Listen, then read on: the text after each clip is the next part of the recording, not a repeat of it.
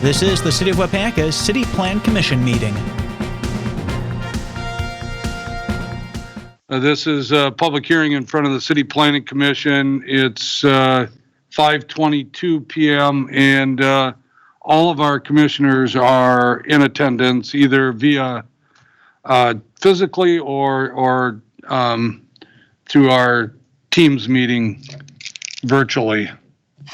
So the idea of the public hearing is a proposed allocation and project planned amendment for tax incremental district number 4 and the proposed project plan amendment for tax incremental district number 10 for the city of Waupaca. And Aaron, can you just summarize to some of these people are not on city council and they're just on city planning why we're putting this here? I can, yep, and we will actually cover this in an item in the agenda as well, but this is basically a result of looking at our TIF plans that were created in 2001 and realizing that we did not, usually the TIF districts have a half-mile radius around the borders in which work can be done outside of the actual boundaries. We did realize that our TIF number 4 and TIF number 10 did not have that. And this conversation started as a kind of a result of the 2 years that we're having here, one summer with the pandemic this year, and then we have a Main Street project next year. And we started talking about how could we have some positive economic impact in our downtown area. And that resulted in looking at our plans and bringing forward these amendment opportunities. Along with the extending the borders, the half mile outside of the borders to be able to do some projects in those areas, we're also looking at appropriating a maximum of $1 million from TIF number 4, which has more increment being generated in it, to TIF number 10. TIF number 4 is in that Southwestern Avenue or kind of by the McDonald's area. TIF number 10 is our downtown TIF, which encompasses St. Mary's Rec Center, the school district building, that area. So once you put a half a mile away from the borders from both of those, you cover a large chunk of the city and our downtown area, Main Street, so on and so forth. And then with the amendment that allows us to appropriate money from TIF 4 to TIF 10 gives us more potential to do some things in the downtown area. So that's a 30,000 foot view of what this is. And again, we'll probably talk a little more about it as we get into our agenda. Yeah, so the process is that we have to have a public hearing in front of the City Planning Commission and then approve it at the City Planning Commission, and then it needs to go to the Joint Board of Review, which includes members of all the taxing authorities, the school district, Fox Valley Tech, the city and the county. And then it comes back to the city council if it's approved by all of those. So we're looking at a timeline of, what did you say, like October or something like that before it's. So this one actually, Mayor, is it's Plan Commission, and then it can go as soon as July 21st to council, and then the Joint Review Board on July 28th. Okay. So that's what that kind of looks like. All right. Sounds good. Okay, so at this time we would take testimony in favor of changing the allocation for or amending the tax incremental district number 4 and 10. If anybody'd like to give testimony in favor of this, step up to the podium, give your name and address for the record, limit your discussion to 3 minutes or less. Any discussion in favor of this? Hearing none, do we have any testimony in opposition to what is being proposed? Any opposition? Hearing none, I declare this public hearing closed at 5:26 p.m. So next up, we have our regular, or our changed City Planning Commission meeting here. So we're calling it a special City Planning Commission meeting. Today is Monday, July 13th, 2020. It's 5:26 p.m. and I call this meeting to order. In attendance, we have Commissioners Keelan, Barron, Kinnear, Olson, Mayor Brian Smith, Justin Behrens, and Pat Fair. They're either physically here or virtually here. And then we have staff, Aaron Jensen and Jeff Sanders. And then we have Brian Recall. Is he staying on? I am here, Mayor. Yes. Brian's here. But we also have staff, Kathy Kaza. And who else did you say too, Aaron? Wasn't there one? Justin Fisher? Did we say that already? No, and Justin Fisher. Andrew's on for right now. And Andrew Dean. Yep. Another staffer. All right. So we have an agenda. I don't think there's any changes to that agenda. Is there, Aaron? No. Okay. So moved for approval. Second. Motion by Fair, second by Olson, that we approve the agenda. Discussion. All in favor signify by saying aye. Aye. Aye. Aye. Against? All right.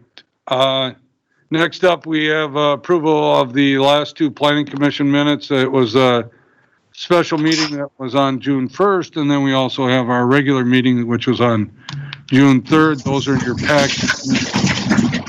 Place those on file. I know you've had a chance to read them, and I would guess you would have told us if there are any corrections to that. So we're just looking for a motion to approve. Move to approve. Second. Motion by Olson, second by Barrett, that we approve the two planning commission minutes, June 1st, June 3rd. Discussion. All in favor signify by saying aye. Aye. Aye. Against? Motion carried. All right, and this is different than what we normally have. We usually have public comment on our regular city council meetings, but the public comment is on the meeting tonight, and we do have someone in attendance that would like to speak to us. You can either sit at one of these chairs or stand at the podium, whichever you feel comfortable at. Just give your name and address and maybe talk about what property you're talking about too when you're giving us to us. Thank you there, Mr. Mayor. My name is Mark Gregory Hofferman. I live at 430 Center Street, Waupaca. Why I'm here today is there's a property in city limits there that I am interested in. It's 102 Water Street, better known as the old Waypoint Financial Building. And the one thing I'm asking to possibly be looked at, if possible, with that particular building, it's an upper and lower with about 125 square foot commercial office space, whatever you want to call it, in the front. But how it is right now, it has to be owner occupied on the main level, and then the lower level, is you can lease it. I just wanted to bring to the council's attention, because it just doesn't make a lot of sense, I guess, in my mind, where you're restricted on the upper unit with it having to be, owner occupied. I mean, everything around the surrounding area, of it, you're able to rent or lease, all the spaces. It's next to the firehouse apartments, and then it has apartments on the other side as well, owned by R&RD Investments.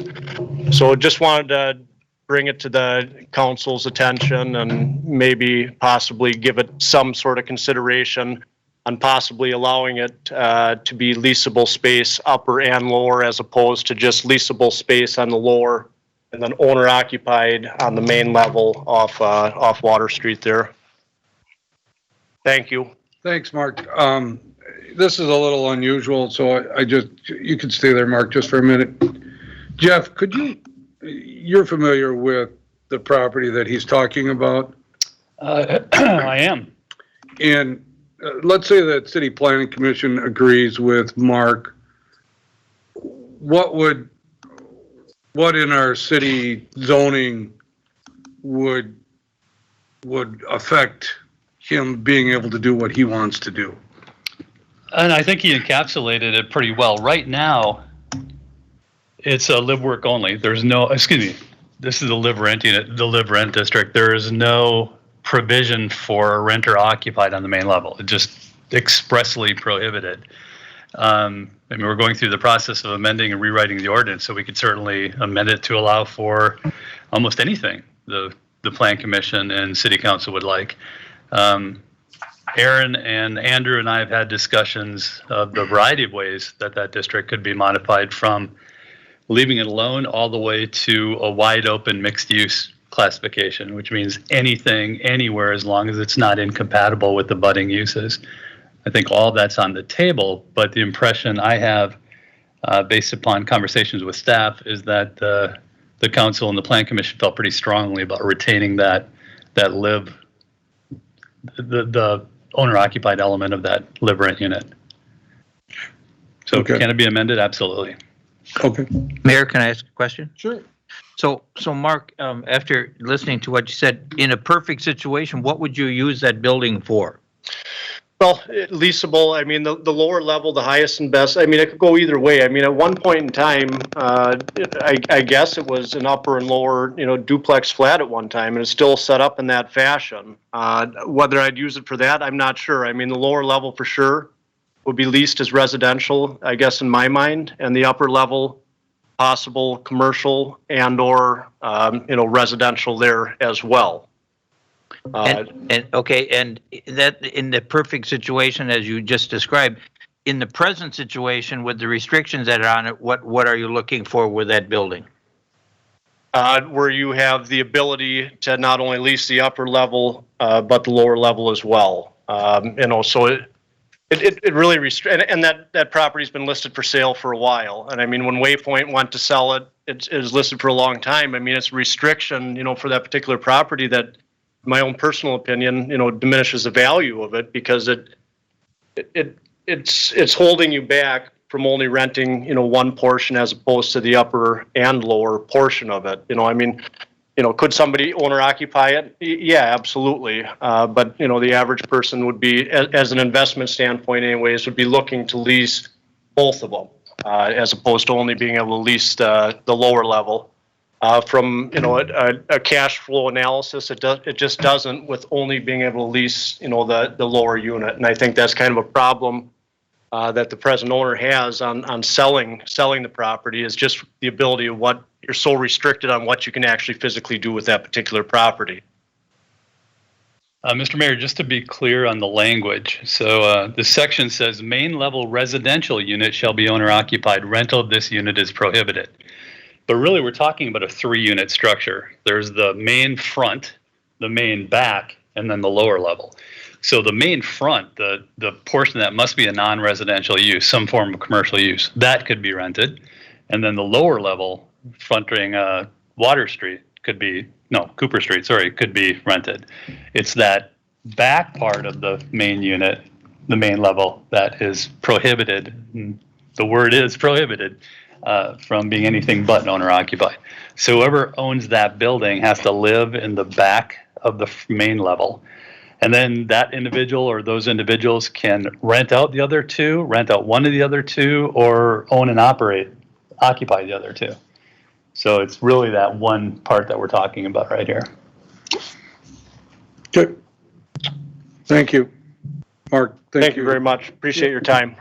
Absolutely. We will discuss it.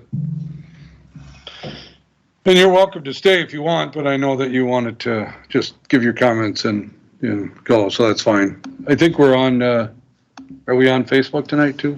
We are, yep. So, Mark, I know we are live broadcasting on Facebook in case you want to check it out when you get back. God only knows I've never been on Facebook. Okay, sounds good. all right. Okay, any other public comment? We have nobody else in the audience. Aaron, you don't have letters that were sent to us? No, nothing. Okay. All right, let's go into action items then. We have some things that I know the zoning rewrite is the big thing for the meeting tonight, but we have a couple other items since we did not have a meeting on July 1st, our regular meeting.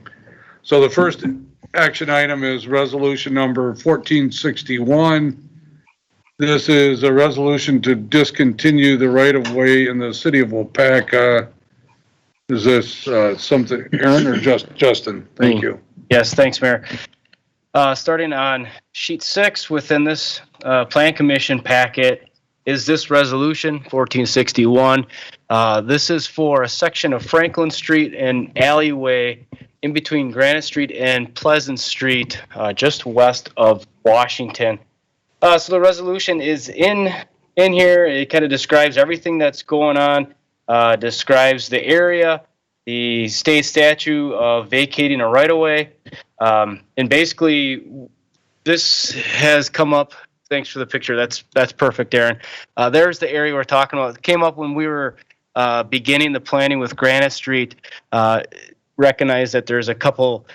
We have some right-of-way there, and we deem it like unusable for public transport into the future. You can see the one, Franklin Street, the house is right next to it. That's our granite shelf right underneath there. So we don't believe we would ever improve that road, put sewer and water up that street. We have sewer, water, and other communication lines around all those houses on all that adjacent block around there. And then the alleyway we have is a similar situation. It's very narrow. I don't think we'd ever improve that. We have secondary structures that are either on the line or slightly encroaching. So the use is just being used as backyards and side yards. And again, there is no future use as a public right-of-way. This was at City Council, for the initial resolution sent to Plan Commission, which we will send back this final resolution, which we are compelling the council to move ahead with this.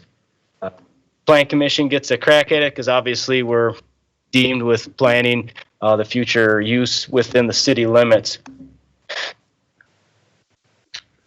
Okay. That pretty much wraps it up, Mayor. I don't know if anybody's got any questions on it, but very similar to the one we just did with Bank First. There's an old right-of-way there. We don't see any use for it for the public. We're going to vacate it. It's going to go to the adjacent property owners. So my only question, Justin, is how do if you are one of the adjacent property owners, how do you know what parcel or how much comes to you? Or how does that work? So in this Plata survey, if you could scroll down one more time, Aaron. So that's one of them. That's an actual survey that we had completed, and it shows all the measurements. This will be recorded at the county courthouse. Some of the stakes are there and present. Other ones will just, if they're not present, the resident can go off of their deed, their legal description, saying X amount of feet this way. Most layman people cannot understand that. It's even difficult for me. But with some legal advice, you could get reassurance of where your property corners are. But this would be the start with these documents that will be recorded at the courthouse. So if I own one of those properties and assuming the council vacates, and then I wanted to sell that piece of property, I would have to make sure that I know where the new mark or the new lines would be. That's correct, but legally that should already be documented at the courthouse, so that should not be an issue. It should just be absorbed within those existing parcels that are there. Should just get that extra land added onto them. Okay. Yeah. Thanks. Yep. So Justin, this is John Cornier. Are they going to reset irons and all that too, so there is no confusion? And then are these going to be replatted, I guess, in a certified survey map? Is that the next step for vacation?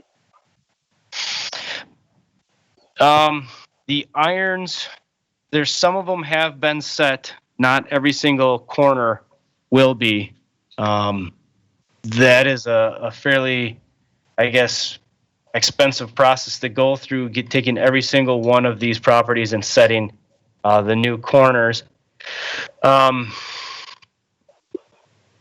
A few have been set based on changes to like the Granite Street right away. There's new irons set out there, and then on along Pleasant Street. But the corners in between or touching each properties have not been set, and we don't plan to. Again, it would be going off of the legal descriptions. And I know that sounds a little odd, but when there's no corners to begin with set there, it's okay to continue doing that. That makes sense. Not every single property out here and in the city have actual pins set. they go off of just legal descriptions from their deeds. And to do a certified survey map would be to set those brand new irons, and we are not planning to do that out here with these vacations. Okay, so they're just acquiring the property. There's no assessments or anything happening for the larger lots or anything like that? Nope, no assessments done with this. Okay. Anybody else? Let me just get that real clear after what John Kinnear said. So if I'm the property owner and my next tax bill will not show that I have an increased lot size. It will, and I've talked to Bomar on what somebody could expect to get, I guess, as far as a tax increase. Now, the value of the land for something like this is on the a few $100s. On most of these are going to be $200 to $500 for most of these properties. Now, we assess based on $1,000. So if we assess, what's our mill right now? 9 something. So it's $9 for every 1,000. Well, if your value increases by 500, which is about the range out here, your tax bill increase for these properties is going to be about $4 or $5 total. City share of the taxes. City share. Right. Yes. Okay. So by assessment, you meant you're not charging them to buy the property. That's. I don't think we can anyways, can we? I think we. But. That's how I took. Yeah. But eventually it shows up on the tax roll as a property of X size, Yes. and therefore the taxes would be assessed based upon the size. That's correct. Yep. Okay, anybody else? We need a motion, if you're okay with this, we need a motion to recommend this resolution to the city council then. This is Keelan. I recommend it. I make the motion. Okay, we have a motion by Keelan, Second. second by Olson, that we recommend to council resolution number 1461. This is a resolution to discontinue the right-of-way located in the city of Waupaca. Any discussion, more discussion? All right, all in favor signify by saying aye. Aye. Against? Motion carried. Okay, now the next item is what we talked about in the public hearing. This has to do with Planning Commission resolution approving allocation and project plan amendments for tax incremental district number 4 and a proposed project plan amendment for tax incremental district number 10. Aaron, I don't know if you want to add to it or if you want to just re-say it because we're in Planning Commission. I'll leave it up to you. Sure. Okay. Oh, of course you will, Mayor. I'll re-say some of it here. I'll give a brief overview. So again, this is, and I'll speak to the maps as well. So this was the result of us putting our heads together as staff and actually Mayor Smith as well, and talking about what possible positive impact we could have in our downtown area specifically and our city as a whole with the 2 years that we have coming up here. 1, we're in a pandemic. 2, we know we're going to have an impact from a Main Street standpoint and a downtown area standpoint next year with the Main Street project forging forward. With that, we looked at our TIFs as those are obviously a tool to have positive impact from an economic development standpoint, and the 2 TIFs closest to that downtown area are TIF number 4, which is on your screen right now, and TIF number 10, which is in the downtown area. We found out that we did not have the ability to work within a half a mile of those borders. So one of the amendments and one of the resolutions for amendments is to extend and give us that tool, which you can see here on page 37 of your packet. This is the border around a half a mile around TIF 4. Just for some perspective, this is West Fulton Street here. This would be like the McDonald's area here, and then the condo plats down south here. And then Main Street is right about here where my cursor is. And then also, let's show you the TIF 10. which is on page 4. Aaron, I assume the real dark blue is the existing TIF? Yes, sir. Okay. Sorry about that. And then on this one, the orange is the existing TIF, and then that's the boundaries. And then you can see the half-mile radius from TIF 10, which you can see encompasses really the entire downtown area, gets into Churchill Street, down Royalton Street a little bit, and then does overlap with the boundaries of TIF 4. So just extending those boundaries we felt like was a tool, and then, well, it is a tool to allow us to do it in a larger geographical area, and then also transferring and making TIF 4 a donor TIF to TIF 10 because that is generating more increment with a cap of $1 million, and then that gives us more power in this area that we're looking at now on page 49. So that we're trying to give ourselves the tools to have a positive impact in our city and our downtown area, and that's what these amendments are all about, and that's what these resolutions are all about. Kathy and Brian, do you have anything you want to add to that? No, I think you covered it very well. The only thing I would add is that TIF 10 and TIF 4 still have expenditure periods to 2022 and 2023. So we're within at least 2 to 3 years to be able to continue to use the TIF increment financing tool for the area.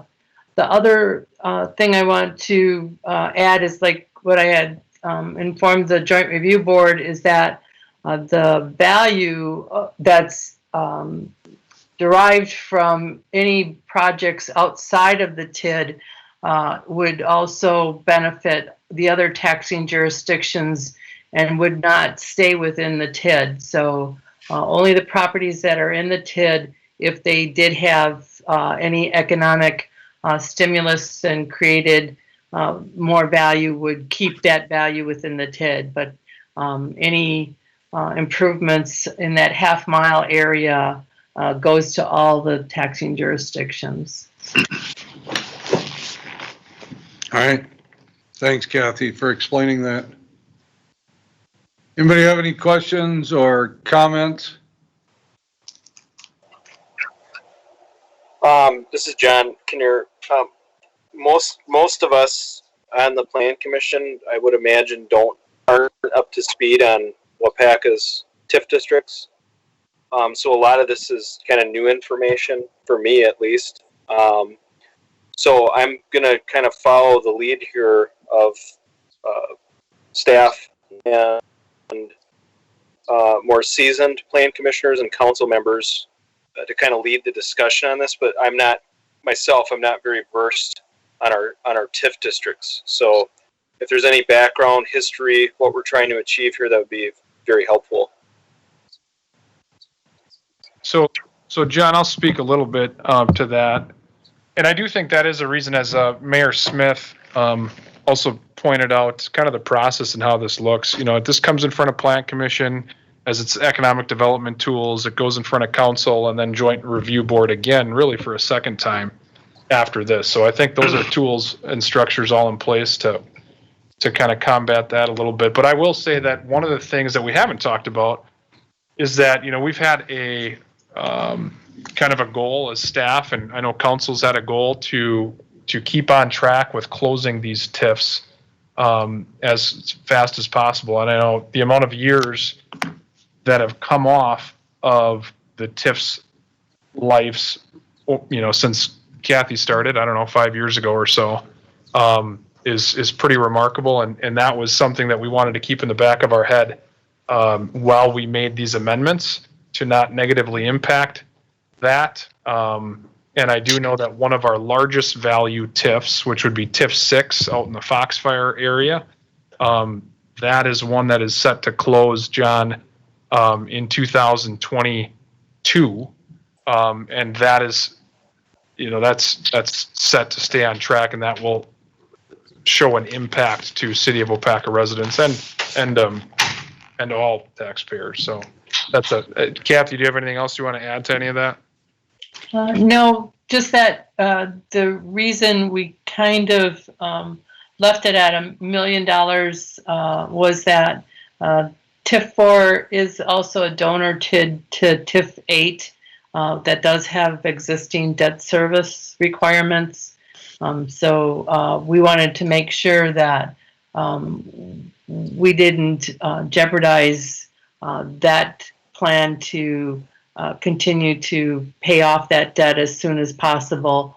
And that will be the only debt that's outstanding within the next 2 years for all of the TIDs is the debt that's out there for TIF 8. So we're working on making sure that we use the tools properly, but also to help with making sure the tax rate gets down as soon as possible. So Aaron, bottom line, do the changes in both of these TIF districts give the city a better financial situation before it enters into the Main Street project? Or is it just overall a better way of retiring these TIF districts? So I would say it, and correct me, either Brian or Kathy, if I am misstating this, but it does not put us into a better or worse financial situation, but it does put us into a better, from a standpoint of being able to do stuff from an economic development standpoint, it puts us into a better situation that way. Okay. If I can summarize. Well, and to be perfectly honest too, by doing this, there's a strong possibility that these two TIDs will stay open longer than if we don't do this. To attract Yes. better development, more development. In that half-mile radius. In that half-mile. Outside of it. Okay. Yeah. It's giving us the ability, as Aaron has said, to help the downtown businesses, but to help any business that's within those half-mile radius. And we haven't decided whether that's going to be in the way of a grant, or if it's going to be a small or low-interest loan, or whatever the case might be. But those funds will be available to us, and we really don't have any other way to get those funds to help out. Is there any advantage or disadvantage for doing the same kind of half-mile radius to all of our TIFs? So, Kathy, you can speak to this, but these were the only two that I think that we could because of the status of the TIFs. I think we looked at other ones too, correct? Correct. These are the only two TIDs that are not distressed. Also still have an expenditure period that the Department of Revenue is allowing us to amend the project plan. This also helps us by just doing the half-mile radius, get around from amending the TIF boundaries in essence, where we would, if we were able to, would be amending that TIF 10 to include the downtown area, and then that value would stay within the TID. So this is a tool that allows development outside the TID, but use the TID increment. So it benefits all of the taxing jurisdictions. Yeah, and if you look at the map that they drew of the half mile, you'll see that a majority of the businesses are now covered within those TIDs. So that at least we're looking at, and you can see the circle around that how much that really covers. Right.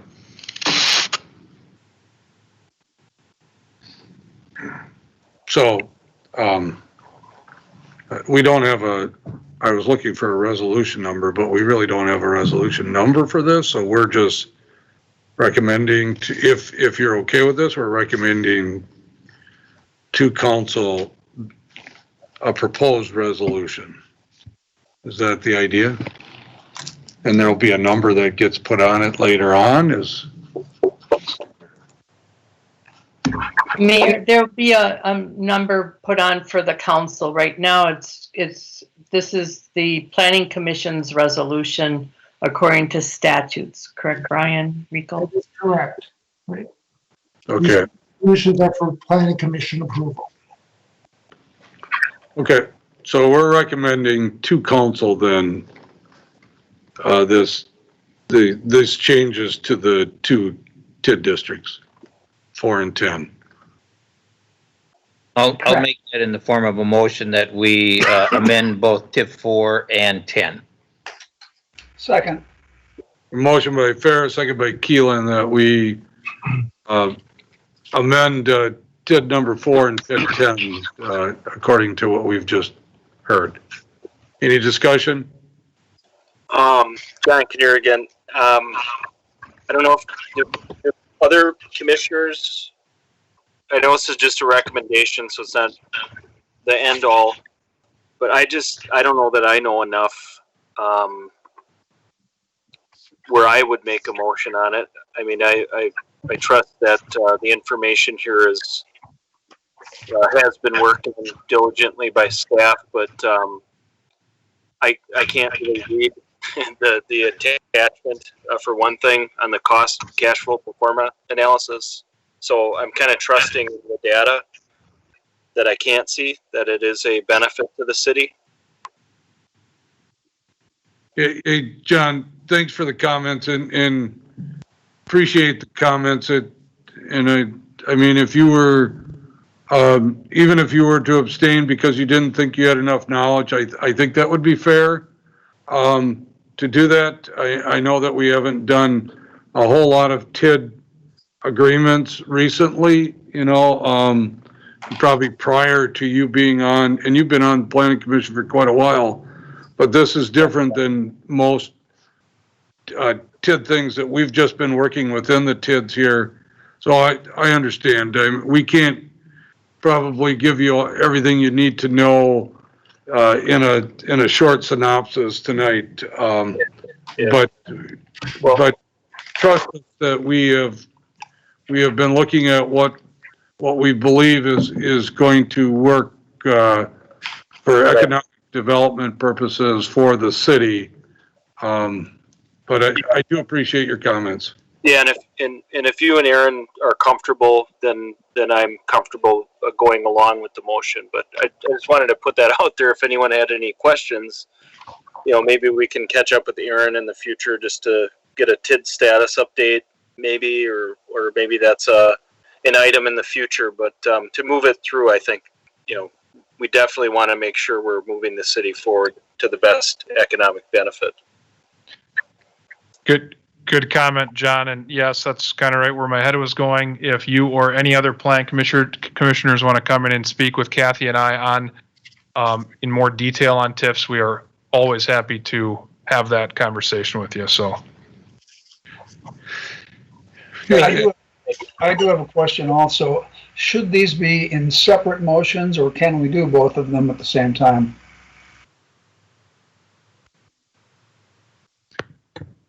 that's a fair question, Alan. To be safe, why don't we just do it in separate motions?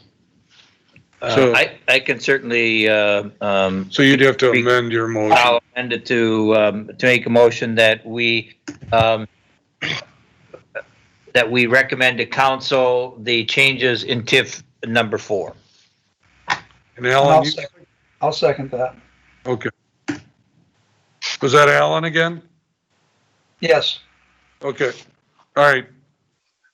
We have a motion by Fair, second by Keelan, that we approve the project plan amendment for TID number 4.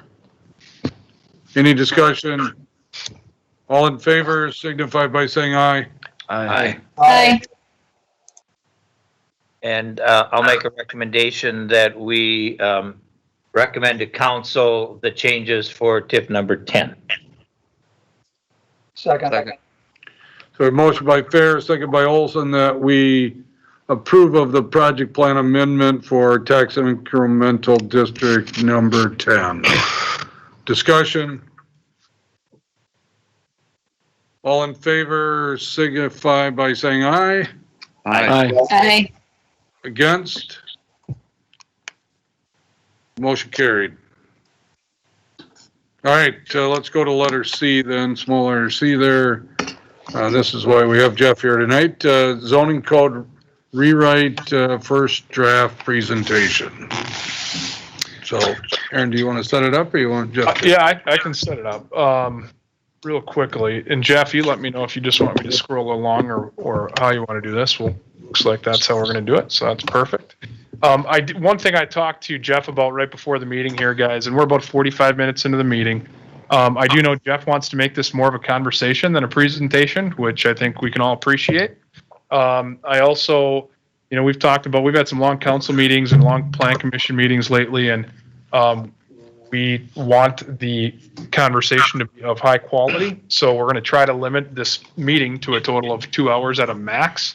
If this is a long document, if we get through the entire document and have conversations through all of it, fantastic. If we do not feel, we don't want to feel rushed. We want to make sure that we do our due diligence and have conversations around what we need to. We can always bring back the second half of the conversation at a later date. So with that being said, Jeff will take over and start talking about his first draft of the Chapter 17 zoning code.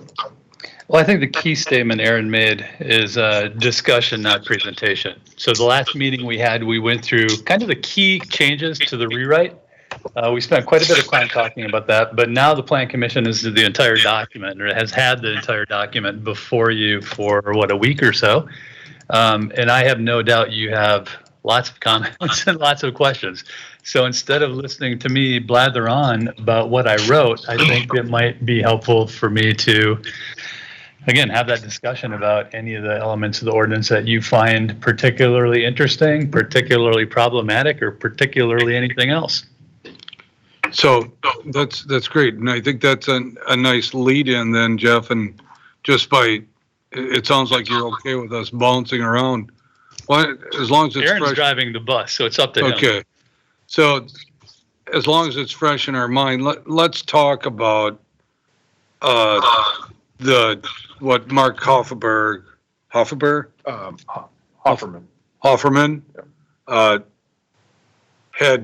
had come to the City Planning Commission to talk about tonight, and under public. Sure. So live work units and live rental units are on pages 60 and 62 for the Plan Commission members, the draft. And if you could, as we proceed forward, if there's an issue that you want to discuss, I hope everyone had the cheat. Aaron, were you able to print out the cheat sheet with the page numbers? I did not. I didn't even see that. I apologize. All right. No, that's all right. So let me know what it is. I'll give you the page numbers so you don't have to spend time scrolling through the document. So if you can go to page 60 and 62, that's where we have the live rent units and the live work units within the B7 district.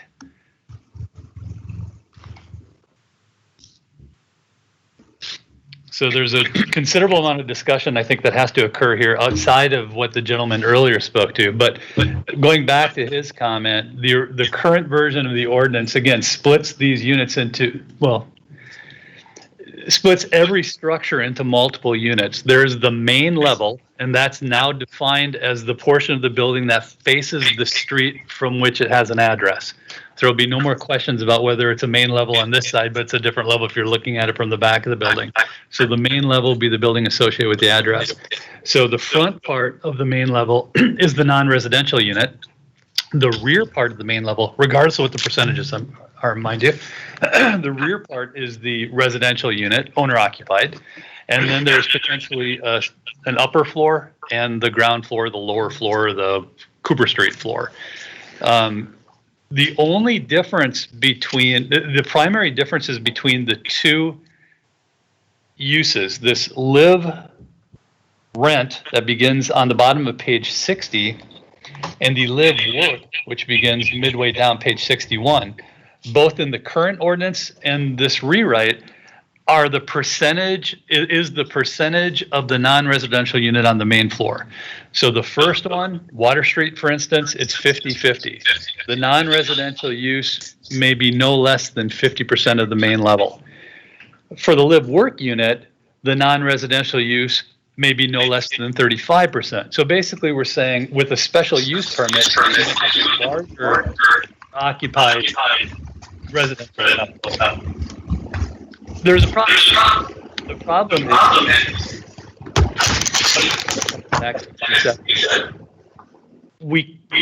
our ability to conditions on, should we? I'll address it. Hey, Tracy, I think this is Aaron. We might be getting an echo from you. If you could mute there. Awesome. Perfect. I think you took care of it. And then the only other thing I'll say, Jeff, is you're referencing some pages. So you are referencing the pages in the draft. I will work to that. This is actually, you've referenced page 61. It's actually page 117 in the packet. Oh, But keep going off what you're used to. I'll correct. It's just 110 pages off. That's not that bad. And nobody corrected you except for Aaron. Well, I'm looking at here, so I'm. Okay, there you go.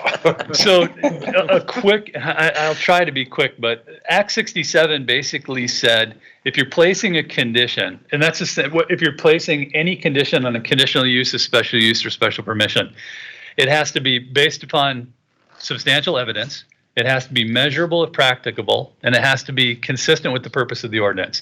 Keep those three things in mind just for a moment. So what we have here, both in the current ordinance and the rewrite, because Aaron and I wanted to have this discussion before we made any changes, is two districts that are basically two uses within the B7 district that are differentiated by the percentage, primarily by the percentage of the non-residential and residential unit, right? One is 50-50, and that's a use permitted by right. One is 35 non-residential, 65 residential, and that requires a special use. So the question becomes, if somebody came before you, and as we may have very soon, because I did receive a query from someone about this specific use and the specific structure mentioned earlier, if somebody comes before us and requests a special use permit to go to 65% of the main floor as the residential use, what are the conditions under which we as a city would deny it? And in my opinion, there is none. That we have no capability of denying it because the ordinance says you can go up to 35%. Excuse me, you can go to no less than 35% for non-residential, but it doesn't provide the criteria that we as a plan commission, city council, and staff would use to make that decision. Now, I'm not saying that it isn't there. All of you who have much more experience with the current ordinance than I might be able to illuminate me there. But if that question is we have none, then what we've done basically is we've created a special use that is in effect a permitted use. So all we're doing is getting a little bit extra money from somebody and requiring a public hearing for something that we're going to approve anyway because we don't have the legal authority to deny it. Now, if that's the case, and I think I can make a pretty strong argument that that is the case, my recommendation would be that we consolidate these two into one live-work element from which we can then have the discussions that the gentleman earlier had. We can discuss the issues that the recommendations the gentleman earlier had. Was that reasonably clear? It's always clearer inside here than it is when it comes out here. So how would that consolidation impact the discussion on, and I'm gonna just use the title that he used, the Waypoint building? Sure. So in the circumstance that he was describing, it would not, because we still have that owner-occupied requirement for the main level residential unit. So that doesn't come into play. So this would be consolidating these two just to make it easier and more understandable for us, but the Waypoint building is a separate issue. Absolutely related, but correct, separate. Okay. And I would say, I think it would make it easier and more understandable, but in my opinion, more importantly, or at least as importantly, it would be more legally defensible. If we can't come up with the conditions that we'd place upon the special use permit, and we can't come up with the criteria that we would use to deny it. So if an applicant came in for the Waypoint and said, we would like to go 35% for a non-residential unit selling donuts, and then we want to live in the 65%. What would we use as criteria to say no? That's based upon substantial evidence, that's measurable if practicable, and is consistent with the purpose of the ordinance. And if the answer to that question is we can't come up with one, then do we really want to have a district, a use in a district that creates that potentially problematic legal situation for the city? Now, the alternative would be to combine the two and either keep the 50-50 or the 35-65 or some other distribution of those two uses and have one district. We're talking about a dozen, give or take, buildings, right? I mean, we're talking the B7 district is it's probably the smallest district in the city. So it's not as if by making a horrible decision right now, we'd be affecting, and I don't mean that we should or would, but even if we made, let's call it the wrong decision right now, the potential negative impacts of it are going to be contained within a very, very small footprint. So, Andrew, are you still here? Yes, I'm here. So, Andrew and Aaron and I have talked about the options available, not just for the B7 district, but for downtowns in general. But let's focus on the B7 district for a moment. What we have right now are these specific list of uses that are allowed. And there's some really interesting uses, right? You can have basically a comedy club or a nightclub. You can have all manner of restaurant and dining options. You can have artisanal shops, glass blowing, and that kind of stuff.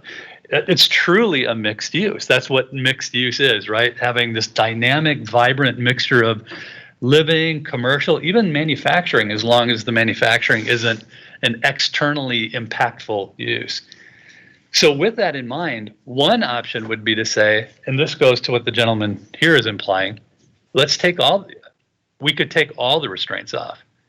We could say any structure within the B7 district can have any use that's listed, as long as the use is not incompatible with an adjoining use. What I mean by that is if you have a residential unit and a welding facility and a donut shop on a 3-story structure, that might be problematic. This thing keeps slipping down as I keep talking. Should get some duct tape. That then, the way you address it then is not through these specific uses and percentages, but through a determination by you as a plan commission as to whether this use is compatible with that use. And the moment you say yes, if that use or if this use changes, then it's the new this use that you have to decide compatible. So it's a kind of a moving target. Andrew, would you agree that that's kind of the concept of mixed use? Yeah, I think it's kind of one of these issues in the, I guess, yeah, there's a couple ways to look at it. I mean, we could, when we go back, I agree, it's such a small district. It's always seemed to me that it's kind of a little bit, I'd like to think when we update the zoning code and sort of the part 2 of this, where we're revisiting the districts and the allowances and what's allowed, what's not, we could come up with something that would be flexible enough to sort of fall within the intent of the downtown plan and sort of the city's overall goals, and visions for the downtown. And so I guess in my estimation, I'm kind of thinking a little bit more bigger picture here, but when we get around to sort of revising the zoning districts themselves, to me, I've always thought having a district with 7 or 10 buildings in it seemed a little kind of silly. I know why it was done, in order to allow something that wasn't previously allowable, but I think we have the opportunity to just clean that up a little bit by updating the zoning districts for the downtown that will allow for that flexibility that you're getting at, Jeff. Yeah, I think Andrew brings up a good point. I think I mentioned it at the last meeting. Whatever decisions you as a plan commission and eventually city council make regarding this iteration of the rewrite, we will all but certainly be revisiting this after the comp plan is adjusted, or after the comp plan is adopted. So I think one of the things we can do right now, one of the approaches that would be perfectly reasonable, is to be a bit more incremental and look at this as what opportunities might exist right now were it not for some sort of impediment or obstacle within this version of the code. And if the plan commission and the city council are amenable to addressing those, we could do that now and then deal with the big picture, the broader perspective that Andrew mentions once we have an adopted comp plan. Sorry, Justin. I guess my understanding of the B7 was the council or the city created this to be more adaptable to the downtown businesses. It was kind of a response of everything's going online. How do our shops and stalls keep up? And we thought, let's remove restrictions. Let's allow more to happen. Just so happened, Cooper Street / Main Street, such a unique situation. We thought this was the place. I'd be open to expanding, I guess, this B7, as we call it now, to the west side of Main Street, even further downtown, if that's possible. The example for the Waypoint, old Waypoint building, the intent of B7 was to allow more uses, to allow residential and business to commingle so that those owners could be more successful downtown. Right. That was the intent, yeah. It's an excellent test bed, and I suspect at some level that's what the B7 district was about, right? Yes. You pick a small scale to try out some of these concepts. Certainly, we're going to talk about a much bigger scale version of this in a little bit with respect to Fulton Street. But I think what we have right now, and Aaron alluded to this at a couple of meetings, we've had considerable interest in that facility, that structure at 102 Water Street. And a couple of them, including the gentleman who was here earlier, seem to be at a point where a decision is going to be made. Again, I received a query today via email asking about the process to proceed with special use permit. Somebody doesn't ask that question unless they're giving legitimate concern towards potentially making an offer. So excuse me for interrupting, but then not at all, please. So based upon what we heard tonight, though, how do we, if we choose to, how would we allow for the Waypoint building to be used in a manner that he's suggesting without impacting everybody else? Sure. Or do we have to be careful that if we did for the Waypoint, then everybody else is going to be impacted? As long as by everybody else we're referring to the B7 district. B7. Yes, everybody else would be, I wouldn't say affected, but those opportunities would be available to every structure within B7. As Andrew alluded, when you create a very, very small confined district, it's great to run some concepts by. It just doesn't prove very practical long term. To look at 102 Water Street as a subset of that would be taking that strategy to a place that really doesn't have a whole lot of benefit. I think the direct answer to the question you alluded to earlier is, how could we accommodate what he proposed? And the easiest way would be to remove the prohibitions against rentals throughout the structure, and to remove the percentages associated with something or something else. Now, the first part, I suspect you as Plan Commission members are probably more amenable than the second, given the discussion we had last time I was here about the front windows of these structures being a business use if you're walking by and looking in. So if that element of the B7 district is something we want to retain, then we have to deal with the 35, 65, 50, 50 or whatever. As far as the uses, though, is there something inherently riskier about a 3-story structure that is owned by Aaron, and then each of the 3 units are rented by me and 2 other friends? Is there something problematic about that? Does it have to have an owner-occupier?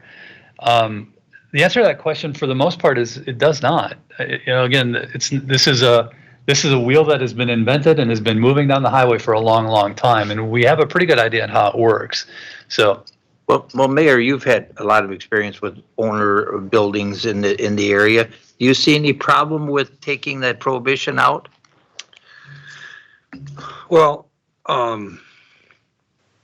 yeah, I guess just to go back to what you said at the last meeting that we talked about, I think it was really important to the Planning Commission, and I thought to City Council too, that Main Street continued to be a business district, meaning that the storefronts would be business, not residential, on the main level, which is the address level now. Correct.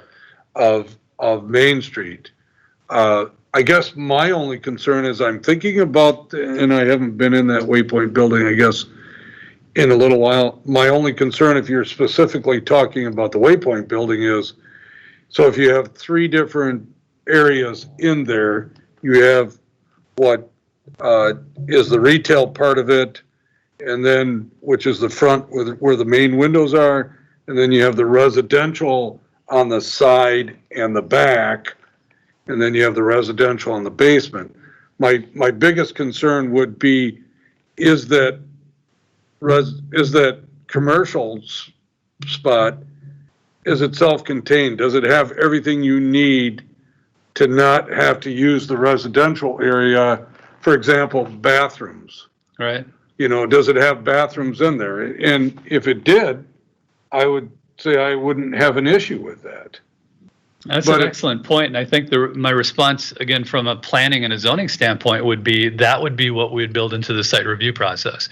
So if this gentleman or someone else came before us and said, you know, this is what I'm thinking, in the site plan review, we would say, sounds like a great idea. Be advised, however, that the non-residential unit has to be fully self-contained, to use the term. It has to have its own facilities. It has to have its separate entrance, a designated entrance, designated egress. Ditto for the other elements, whatever those elements are. And then the burden is on the applicant or the potential owner to solve that. It's not really even a problem, but to find a solution to that, right? It's a different way of approaching it than saying, well, we don't think we can accommodate it, so let's keep this 35-60 or 50-50. You're actually saying, if you can find a way to address our concerns about the external impacts of mixed uses, we're going to support you. We're going to full speed ahead, right? And I think that's the intent. Yeah. I do think, though, that when we were first talking about it, percentages, we felt, and I thought we were told that the percentages mattered from a state code standpoint. And what you're saying, that's not true. I'm definitely not saying that. When it comes to the commercial building code, I'm going to defer to Jane and Elizabeth and people who know far more than I. Sorry. What I am saying is, from a zoning standpoint, all across the state, there are communities that have zoning ordinances that allow almost any use to exist within a structure. All the uses have to comply with whatever the appropriate building codes are, and everything else associated with it. But I haven't seen anything that said the floor area, regardless of its size, must have this percentage X and that percentage Y. Now, there may be minimum floor areas for a given use. There certainly are minimum width for hallways, and I believe there are minimum sizes for bathrooms and things like that. So anybody who'd come before us with any plan would have to comply with those requirements outside of whatever the city decides in terms of the zoning ordinance. So, yeah, that's a good point. And we have talked about it as staff, the 35-50, because we had questions as well. And it does not mean that there's not some building code that doesn't go into that, but there's nothing that we've talked about. I know we've included our building inspectors in on that conversation, and they haven't brought anything up, but I think that's something we'd obviously dig into deep to make sure that's the case.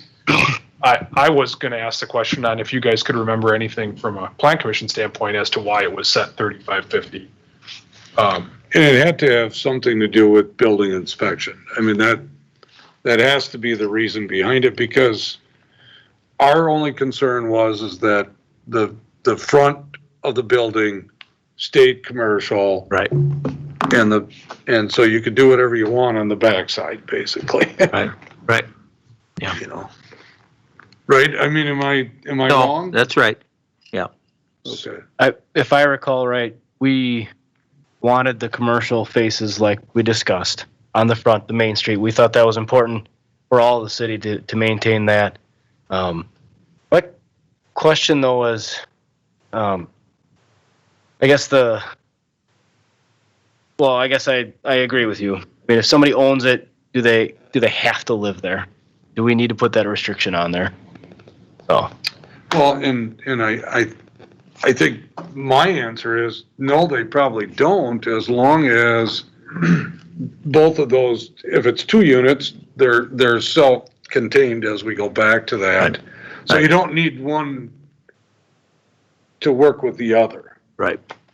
And I also think that our other intent is that the main street entrance or whatever we want to call the main entrance is complies with our idea of what the business district would like to see, right? Mhm. Whether it's a retail for jewelry or whether it's selling donuts, as long as that sort of goes along with the idea. The rest of the building, if it complies with all of the other apartment stuff, so be it. So I know Elizabeth watches these meetings, and she's either ripping her hair out saying, no, you can't do that right now, or she's saying, no, you know what, that's probably okay. So Well, I think we the will response re-engage for them. Elizabeth, Jane, and anybody else, other than myself and maybe a couple others ripping their hair out, is to say that the fact that the ordinance does not include a minimum percentage that has to be dedicated to non-residential use doesn't say that that's not to imply that there isn't a minimum percentage. What the answer to that question is, for instance, hypothetical would be the front of the main unit, the facade of the main unit must be associated with the non-residential use, period. Such use shall comply in all respects with or appropriate state building codes. And if the building code says it must be a certain percentage or the floor area has to be this and there has to be this many bathrooms, they have to comply with that in the same way they have to comply with everything else about the building code.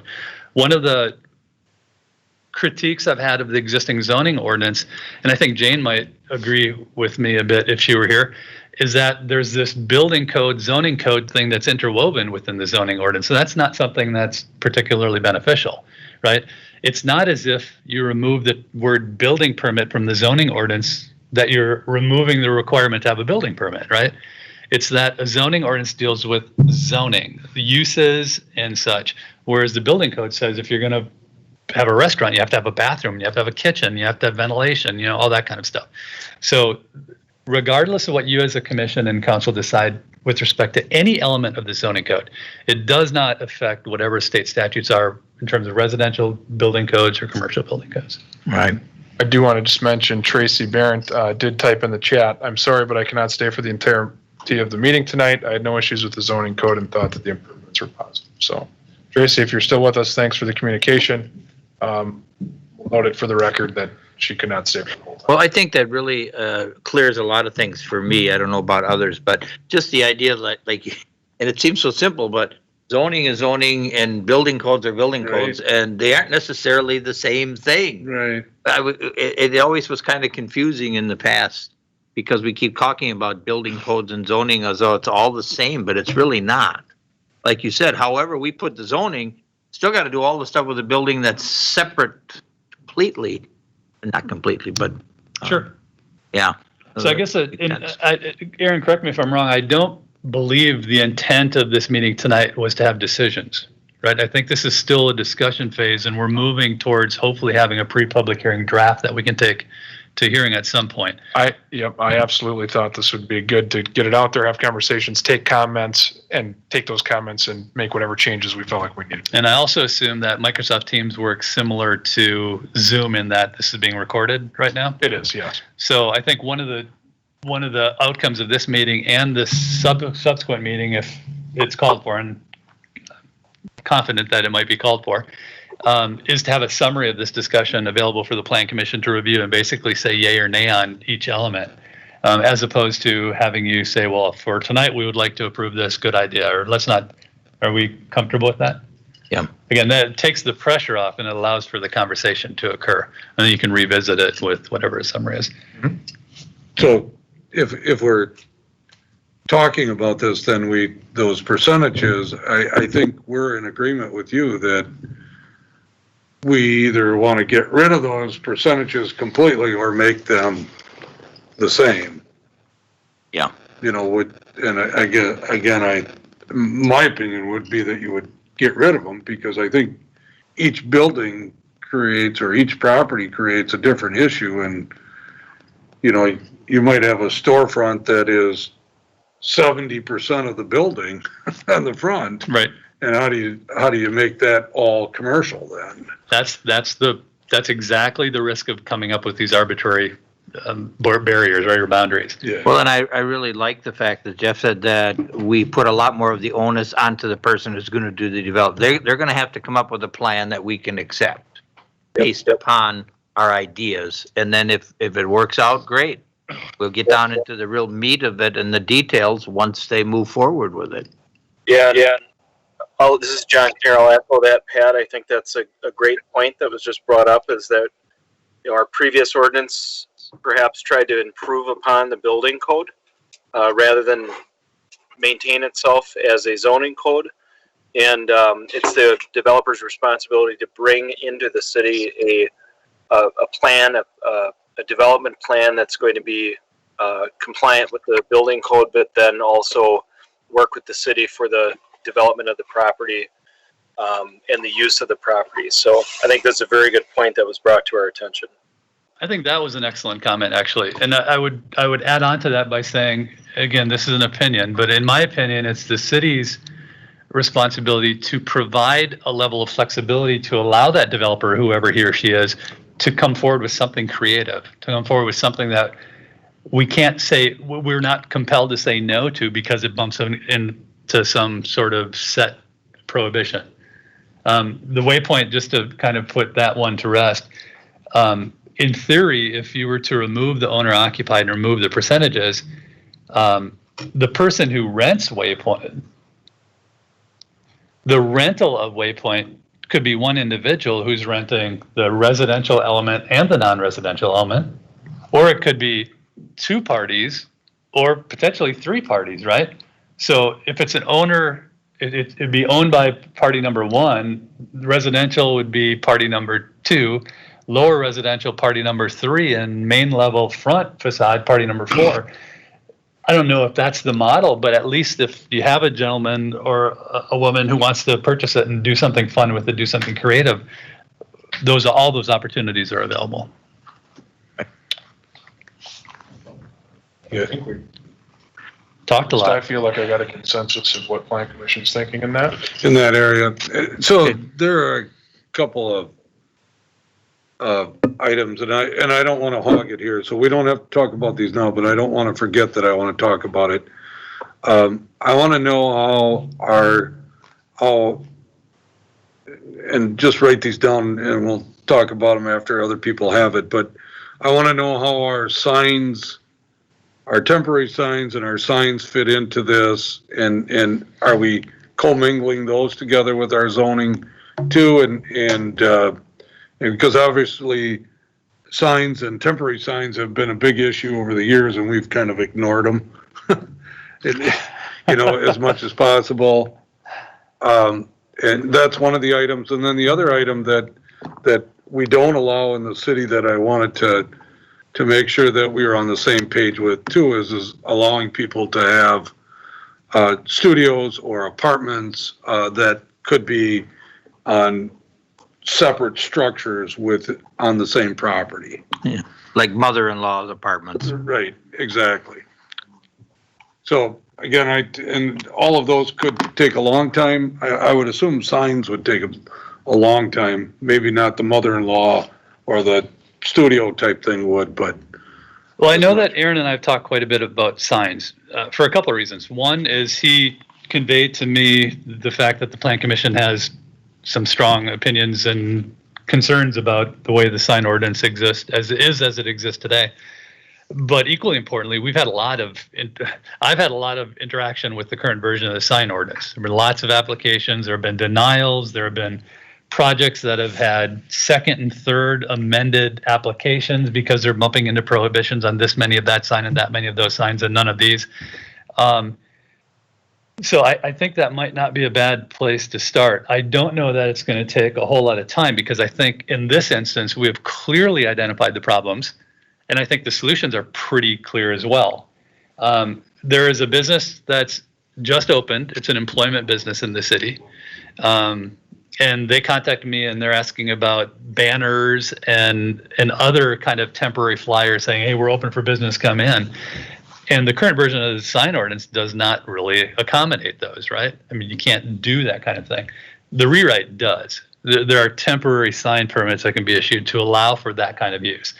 And then again, it would be up to the Plan Commission to determine what temporary means. Temporary is not defined in the zoning ordinance. It does not say 6 weeks or 6 months or whatever. But it's a limit that will occur over time based upon the decisions that you as a Plan Commission make. right? As long as you're not arbitrary, you'll establish a framework over time. As long as you stay consistent with it, it would be defendable in a court. So signs are on page 76 to 86 of the actual ordinance, and probably 196 to something in the document. There's another issue related here, kind of like an Act 67 version, but in 2015, maybe 2017, the U.S. Supreme Court ruled in Reed versus Town of Gilbert in Arizona that sign ordinances must be content neutral. Basically, we cannot regulate First Amendment speech within a sign ordinance. That makes sense, right? It's a constitutional prohibition. So almost every ordinance that existed prior to Reed versus Gilbert ran afoul of that First Amendment protection. So the ordinance has been written in a way, first of all, to state matter of factly. If you look at, this would be on page 76, section 17.501 sub 4.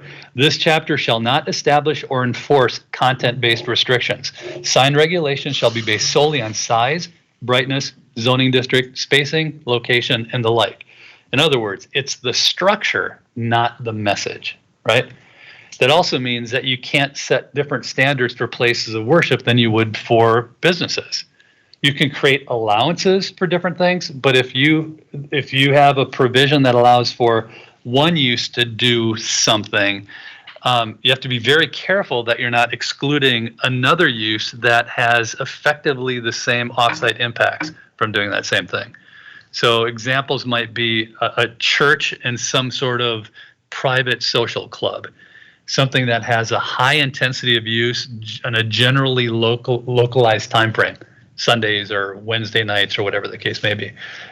So what I tried to do when I went through this ordinance is to make sure that we were compliant with all of those, plus addressing the issues that Aaron has conveyed to me, and Rhonda and Elizabeth and others. Finally, the comment about building code versus zoning when it comes to signs. It's pretty simple. Building code makes sure that a sign doesn't fall down and hit somebody on the head. Everything else is zoning ordinance. Building code should not deal with size, it should not deal with color, it should not deal with shape and lighting and any of that stuff. It should deal with the electricity, right?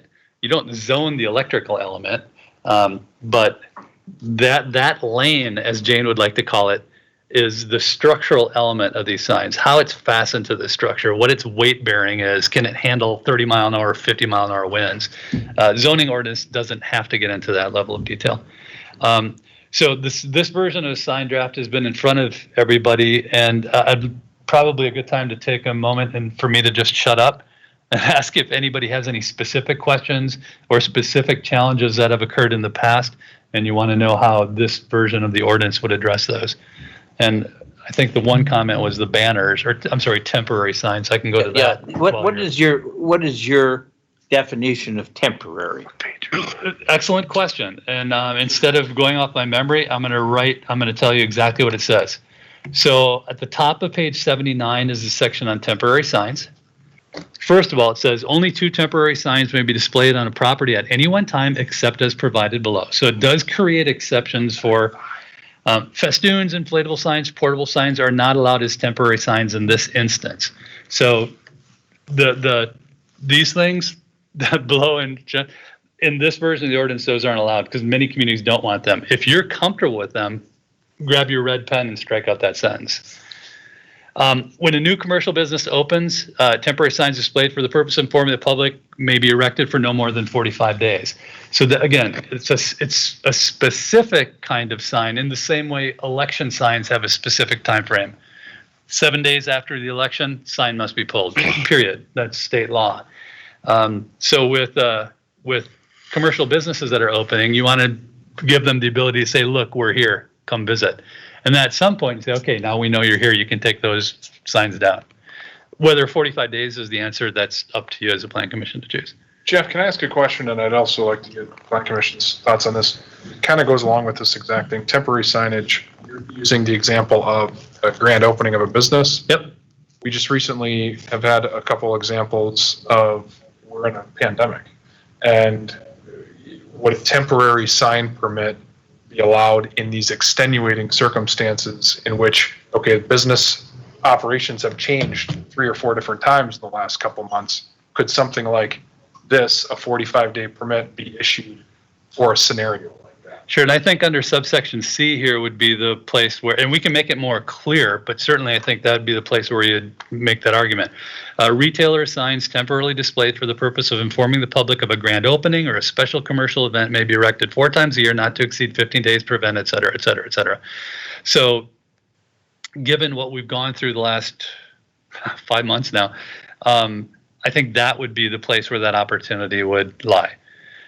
Businesses that were closed, you're now saying, hey, we're back open. Or restaurants that were closed, we're now saying we're open for business for takeout, or we're open for business for walk-up, or we have outdoor seating and social distance. So that would be where you'd be able to do that now. If this were adopted as it is, I think we could accommodate that comfortably. We may want to make it more clearly stated. My only concern is once you start getting into specifics, then you actually create potentially an exclusion for something else, right? Right. If we write it for restaurants, are we effectively prohibiting it for small shops? I wrote down something because I wanted to make sure I said this to you. The one thing that I want to make sure that temporary signs don't do is take the place of a permanent site. Right. You know, I mean, I think that's the key to this whole thing. I mean, the definition of temporary signs, I like that idea where somebody has a sale going on where they could put up a temporary sign that has to be taken down. You know, maybe their hours of operations have changed. And they obviously wouldn't put that on their permanent sign, but they would certainly want people to be aware of it. And that's why you're on Main Street too, because you're getting, basically with your building, you're also getting advertising because you're able to put signs out there that, right. So we don't want to prohibit it completely and just have one sign that says the name of the business and that's it. Right. But I do like the idea of having temporary signs, but I do know we have a number of business or a number of places in town that have taken temporary signs to the limit where they've made them permanent signs. Yeah, we're talking kind of like those rectangular signs that are sort of movable and you can change the lettering and they're lighted and they have an extension cord going out and have been in places for years. And as the mayor says, it really taking the place of a permanent sign. Yeah. Yeah, well, I suspect those are probably in violation of the code, but let's put that aside for a moment. The moment you create a category called temporary, whatever, we're going to talk about temporary use permits, temporary structures, in this case, temporary signs, then the city has the ability to define what temporary means. Now, in some cases, you probably want to define it specifically. New commercial establishment. Somebody's been in business for 3 years and they're saying, no, we still want to keep these up because we're new. Well, after 3 years, you're probably not new anymore. And if you still need signs up after 3 years, I would question your business model a bit. But when the temporary sign duration is not defined, the city has the ability to define it. We would do so through the sign permit. So the sign permit itself, they're applying for a temporary permit. That sign permit, they're applying for a permit to put a sign up. And in this case, the sign would be a temporary sign. And one of the things that they would have to do is they'd have to explain what's the reasoning, what is the duration that you're hoping for. In other words, we're giving them the ability to say, listen, we think we need 60 days. And if staff looks at it and says that seems reasonable, that's what the permit says. At day 61, if that sign's still up, they get a letter or a phone call. So again, we're not arbitrarily imposing some date on them unless that's something we want to do, again, for new businesses. So short answer, Mr. Mayor, I think that's easily and readily accommodated within the confines of this temporary sign. We kind of have an example with the holiday that now is Marathon, where they put temporary signs where it said holiday. They just put banners now over where it said holiday. So I'm hoping that those become permanent, but I don't know if that's their plan, is just to keep those banners over, and they're going to look bad over time. I don't know, have they even contacted the city at all about That is Any not, other signs? that has not been a part of a discussion I've been in yet, that specific. Well, I did, forgive me, I'm heading there quickly. So those would be considered temporary signs over permanent signs. Absolutely. So Kinda like Marathon, the, is that the Badger? Yeah, Marathon Station on Badger? So we did issue a sign permit to them. so they're going to be, Again, from the zoning standpoint, I believe I'd have to defer to Elizabeth as to whether the building permit was issued. But they complied, what they put up complied in all respects with the zoning ordinance.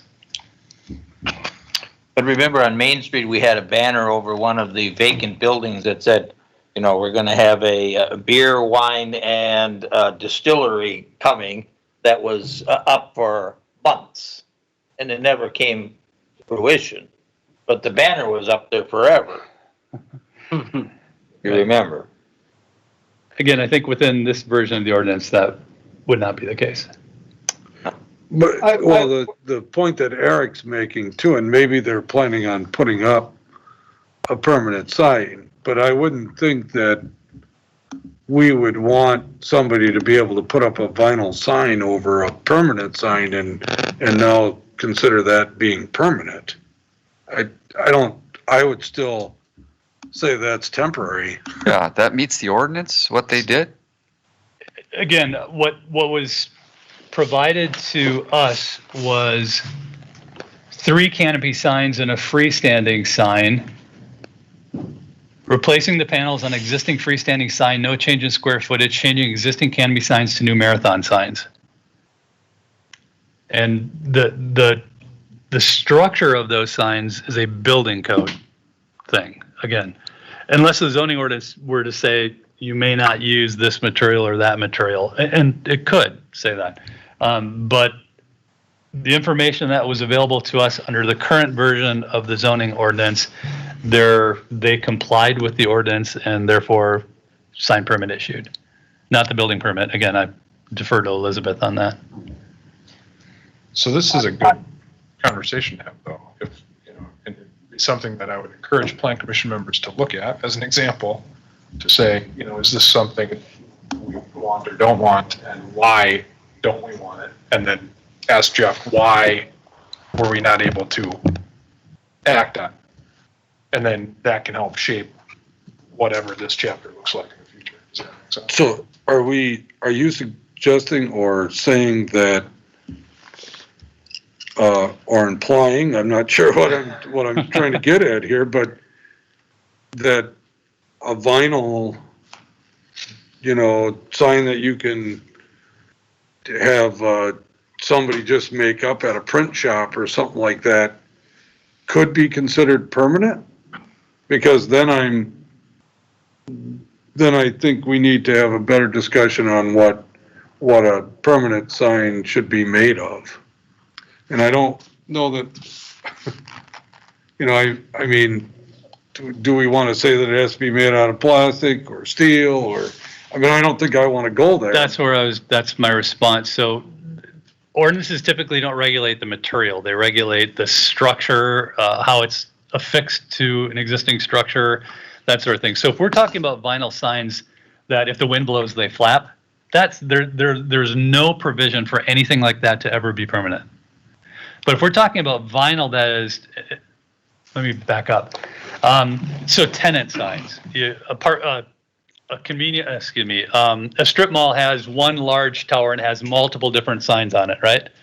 And a lot of those older ones were wood, some of them were steel or aluminum, and what everybody's going to now are these PVC or these vinyl signs. Those are permanent. They're thick, they're weather resistant, they don't fade very easily, they're structurally appropriate, and those would be perfectly acceptable, again, from the perspective of zoning ordinance, as a permanent sign. But if we're talking about ropes with loops, that's basically a tarp that has writing on it, there's no way that would be allowable. So I can't speak to the Marathon on Badger other than to say what was proposed was consistent with the zoning ordinance. Would that be consistent with this ordinance? I would have to go back and look at the application and run it through this process to say with any certainty. I suspect not. Again, if it's not affixed to the structure, if it's temporary, and I know there are a couple businesses, facilities that we've discussed in the past that have signs like this that have been up for quite some time that we've made them aware they're not compliant, they need to address. I think the mayor's question is answered on page 80, sheet 136 of the PDF. 17,509 sign standards, construction standards. There's a whole list of what's expected for a permanent sign. What does it answer it or not answer it, I guess, is because if you take a vinyl sign that you put over a permanent sign that doesn't fit, you know, the permanent sign might be square and the vinyl sign might be circular or something like that. Is that what we really want? Or is that what they really want? I would guess, but. Yeah, I know when they first made the switch, that they had something over the lighted sign that at night you could actually see through the sign they put up and you could still see holiday through it. Now maybe they've changed it since then, I'll have to look, but it looked really bad. So to me that seemed very temporary. So maybe they had different plans, and I'll have to keep an eye on it and see if that still looks that way at night. So let's use that example. Let's just say that is what still. As long as it's a hypothetical, I'm comfortable. And let's just say that on paper, on an application, that came across different than what it is actually there. And now it gets up there and it's like, whoa, okay, somehow there's a misunderstanding. That's not what we want. Take us through the next steps into how do we, it actually doesn't meet our code. So again, are we talking about the current ordinance or the rewrite? The current ordinance doesn't. Let's talk about when this thing goes through, how would that look? The rewrite. Sure. Again, not stepping across into the building code element, that would not be allowable. It would not. If you look at the construction standards, basically it's saying this thing has to meet certain wind loadings. It has to be permanently affixed. There can be no gaps between the sign itself and the structure that it is affixed to. That was your point. Not sure how to say it beyond that. Well, I think Aaron unless it's a temporary sign that was permitted. But I think what Aaron was getting at is, what if they don't live up to that, but they put something up? Then what do we do? As Aaron's learned, they get a letter. I've written a number of them. So if it's different than if it's different than the permit application that you go through, correct. Then we start the code enforcement and can take it down per the provisions in our ordinance that allow us to penalize it. And I can jump back to the comment that was made as long as I clarify that this is a hypothetical response to what I believe to be a potentially, if an existing convenience store, gas station, changed ownership, prior to the new owner going through the process of applying for a permit, receiving a permit, and installing signs, if they were to have put something up temporarily under the current ordinance, the moment they did so, they'd be in violation of the zoning ordinance. That's the simplest way to respond, because there were no provisions within it to allow for that. So if I had received word from an owner, a resident, staff, they would have received a letter very shortly thereafter saying, listen, you have to remove that sign. Here's a sign permit application. If you have any questions, feel free to give me a call.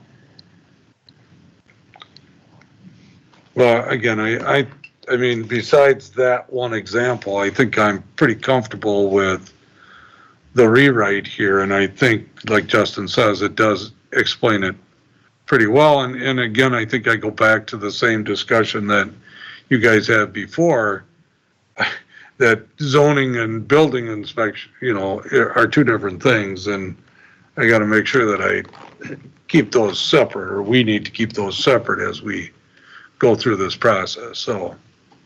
Yeah, and I like the idea too that we're talking about our intent too. I think a lot of it is still our intent and what we think should be. And as Eric pointed out, that if a sign goes up and you can see the other one behind it, that's not our intent. I don't care what anything says, that would not be what we intended to do. And if it came across the desk as Aaron suggested, and maybe it looked like it was going to be the right, it's still in violation of our intent. That's a really good point. So you recall earlier when I was talking about Act 67, I mentioned the purpose of the ordinance. Well, aside from conditional uses, which are the Act 67 element, we've beefed up the intent and purpose of this ordinance to spell out exactly what it's intended to do. Why is that important? Because as Aaron has learned ad nauseum, when there's ambiguity within a zoning code, we're compelled to lean towards one side of the argument based upon that ambiguity. But ambiguity can exist and be enforceable as long as you can argue that the purpose of the ordinance states this. An example would be, well, I mean, if it said, so if there were a beauty or design aspect to the zoning code that specified facades shall be presentable, well-maintained, structurally, all that kind of stuff, that would immediately apply to signs as well. That would apply to everything that could be attached to part of the facade of a structure. So if you go back, and you don't have to do this now because it's not very exciting, but if you go back to the earliest couple pages in this rewrite, you're going to see a very expanded purpose and intent. And it's intended to cover all these things that might pop up at some point in time. Before we leave signs, there are a couple things that are new that I want to point out. First of all, we're now allowing for awning and canopy signs. The existing ordinance did not allow for that. We're controlling the size. We're controlling how many of them. We're allowing for window signs, both temporary window signs and semi-permanent window signs. We're clarifying that a wall sign, which is calculated based upon the face of the wall, does not include the windows and doors, right? So if you have the front facade of a structure, when you're calculating the space of the wall of the building in order to determine how big your wall sign can be, you don't get to count places that aren't actually wall. Why? Well, because we allow for door signs and we allow for window signs too. So that's a clarification that didn't exist within the existing ordinance. We're allowing for portable signs. Again, if you're in the B7 district or downtown, in my opinion, restaurants should be able to put out a sandwich board, right? The typical sandwich board for, outdoor seating available between 11 and noon or whatever the case may be. So we're trying to create opportunities for all of the signs that are commonly used in the commercial and industrial world within the ordinance, whereas the current one just kind of prohibits them by omission.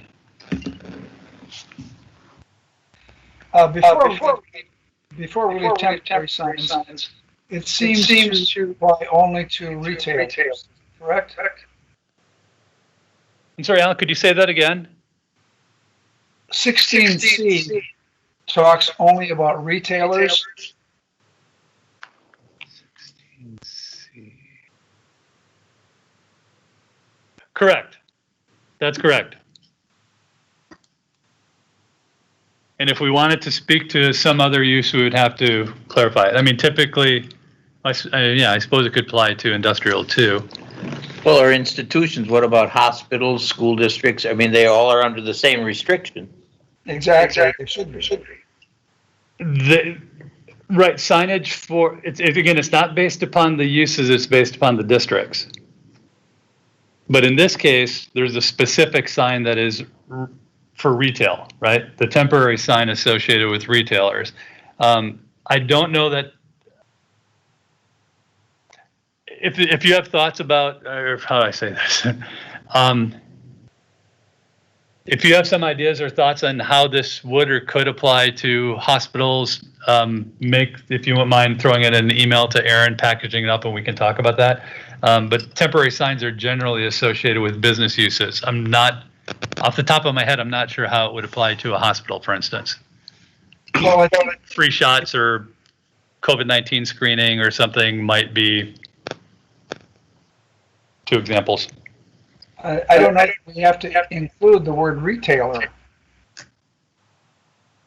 Is it going to do harm if we keep it more broad, like commercial? Retailer signs? Yeah, or commercial.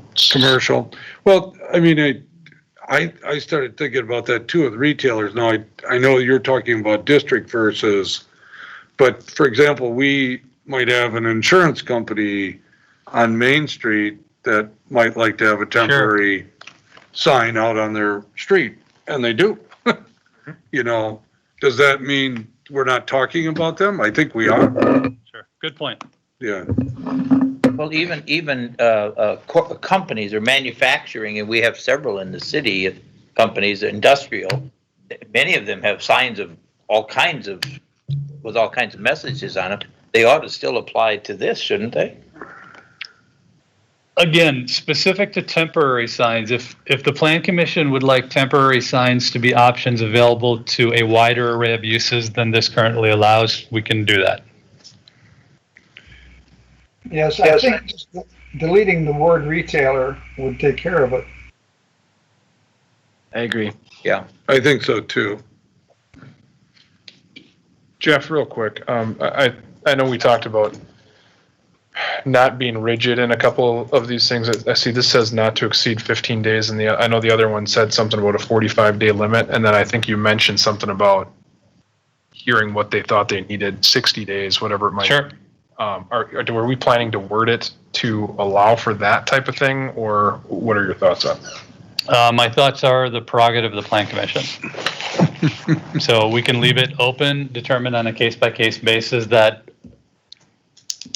evolves over time to me and whatever we decide, 60 days, 6 weeks, whatever. Right now, the reason I use 45 days is that just happens to be the one that's most commonly used for temporary signs for commercial businesses.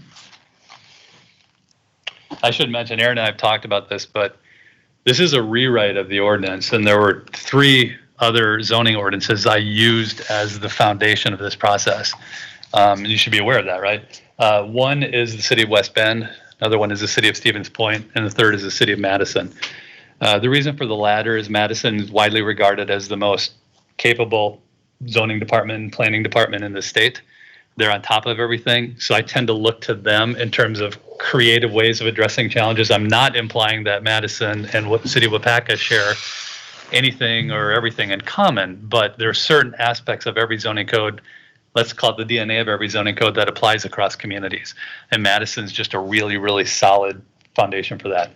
I used West Bend because the city of West Bend's ordinance was written by SewerPAC. And SewerPAC is far and away the most capable regional planning commission out there. I'm quite familiar with their ordinances because I've worked in Washington County and that part of the state quite a bit. And there's quite a bit of an analogy between the city of Waupaca and the city of West Bend. Scale's a little bit different. One community's noticeably bigger, but there's just a lot of analogous elements to it. And then finally, Stevens Point, because Stevens Point's ordinance is very, very similar to the underlying ordinance that was written to create the city of Waupaca. So those 3 ordinances, their DNA has been blended into what you see before you. Now, you'll notice that there are lots of places within this ordinance where there isn't bold font. That's because the existing language was perfectly fine. There was nothing wrong with it. I'm not going to fix something that isn't broke.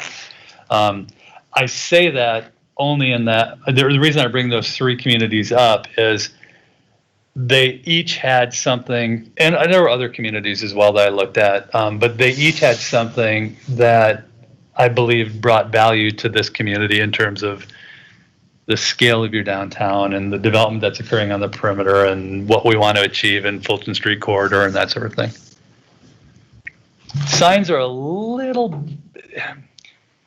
The challenge with signs is kind of like the challenge with adult entertainment, right? It's First Amendment, and it's fraught with peril, and that's where the current, I think if I recall, the current sign ordinance elements of the zoning code were about 3/4 of a page long. The issue is far too complicated for such a brief narrative, right? It has to be much more expansive to make sure we're protecting what needs to be protected and prohibiting what we want prohibited and all that kind of stuff. The other change we noticed, and we talked about this last time, and Aaron, if you just want to scroll through pages 81 for the next 3 or 4 pages, anybody who wants to know what you can do from a signage standpoint in the I-1 district can go to one place and see the standards for the I-1 district. You don't have to kind of shuffle back and forth from different places to figure out what size, how small, where it can be located, how many of this sign, that sort of thing. The other thing we kept bumping into under the current code is when it comes to wall signs. So again, we're talking about something that's affixed to a wall, something that's painted to a wall. In theory, a wall sign could be huge because the wall sign was limited only by the percent of the facade. And in most of these districts, it was 5%. So 5% of the wall area was the maximum allowable size of a sign. Well, if you imagine a very, very large wall, you could have a frighteningly large sign. And although the scale wouldn't be dissimilar from a smaller building and a smaller sign, the fact that there's a big, huge sign is disruptive. It's visually disruptive to a community. When you come into Waupaca, a big building itself will draw attention, but if there's a whole bunch of writing on it, it's a different message. So now we've capped the size of a wall sign too, if I remember, at 500 square feet, which is basically 10 by 50, which is still a huge sign, but smaller than what would be allowable. So how would, you mentioned Stephen's point of precedent, how would public art or murals or some use like that fit into this? Would that be considered signage under this ordinance? Yeah, it's a great question, and actually applicable because I'm in the process of reviewing a permit for a business in Waupaca where the owner would very much like to go larger than what the allowable wall sign is. And this person's question was, what if I just paint a mural on it? So a mural is art, it's not a sign, right? So there's a definition of a sign, and this is in the current ordinance, there's a definition here too, but I had to evaluate this application under the current ordinance. And it lays out pretty clearly in the current ordinance what the definition of a sign is, and it does not include murals. The moment a mural, and because a mural isn't a sign, it doesn't fall under Reed versus Town of Gilbert. Excuse me, Gilbert versus Town of Reed. So the example, I had to issue a violation notice for a landowner in another community that painted a very large black and white cow with certain colors and certain designs that evoked a certain beer that Wisconsin is famous for. And their argument was, it's art. And I said, fair enough, but it uses the words New Glarus and it uses the words spotted cow, and it's an absolute representation of that logo. That is a sign. It's a commercial, it's drawing attention to a commercial business or a product.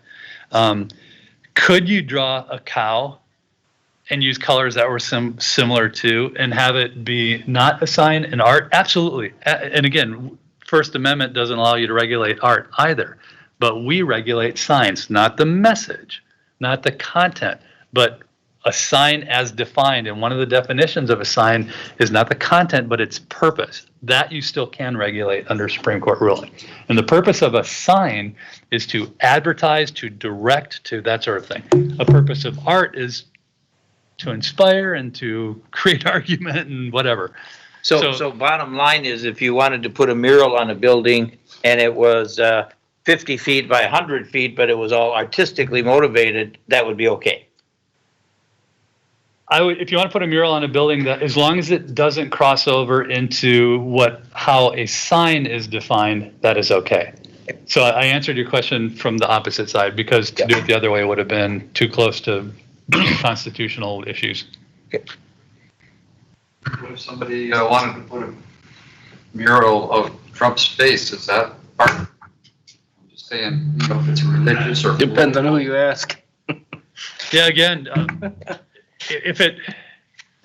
whatever the content of the mural is, as long as it is not a sign as defined in the ordinance, it's not regulated by the sign ordinance. Now, if it is a political sign, and that is regulated not only in the ordinance but in state law, that's different. But I'm not going to that argument. Just go ahead. It's a fantastic question. Campaign signs. It's relevant because, and I don't know the answer to this.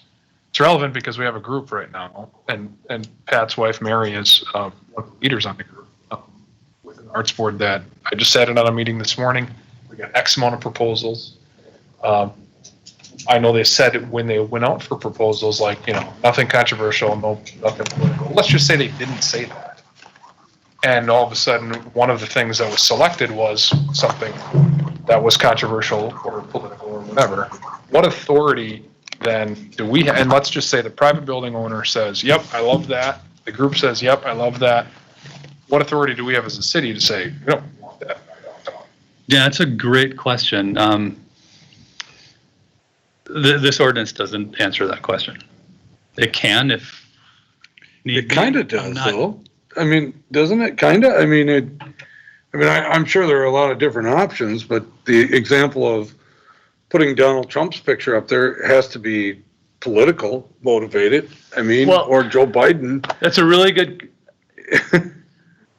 Right. So, again, it's hard for me to answer that question, but let me put it a different way. Andy Warhol painted a tomato soup can, Campbell's tomato soup can. It looks like an advertisement for Campbell's tomato soup, but it was a piece of art. How do you differentiate the two? Well, I don't know how to answer that question necessarily. What I can say is if this mural, whatever it is, meets the definition of, we can make this, we can actually define a sign if you'd like. If it meets the definition of a sign, it falls under the authority of the sign ordinance. And let me scoot to definitions quickly. We don't want anything controversial going up on our walls. Well, so the question is, can you regulate art? It's a good question. I'll look into it. There are a number of communities, including mine, the city of Appleton, that have murals all over the place, and murals go up and people start complaining, and that's part of art, right? To provoke and to stimulate discussion. Not to mention the statue you had on College Avenue. That's right by my house. Yeah, which I thought was wonderful, by the way. I love it. But my daughter refers to it as the head. Yeah.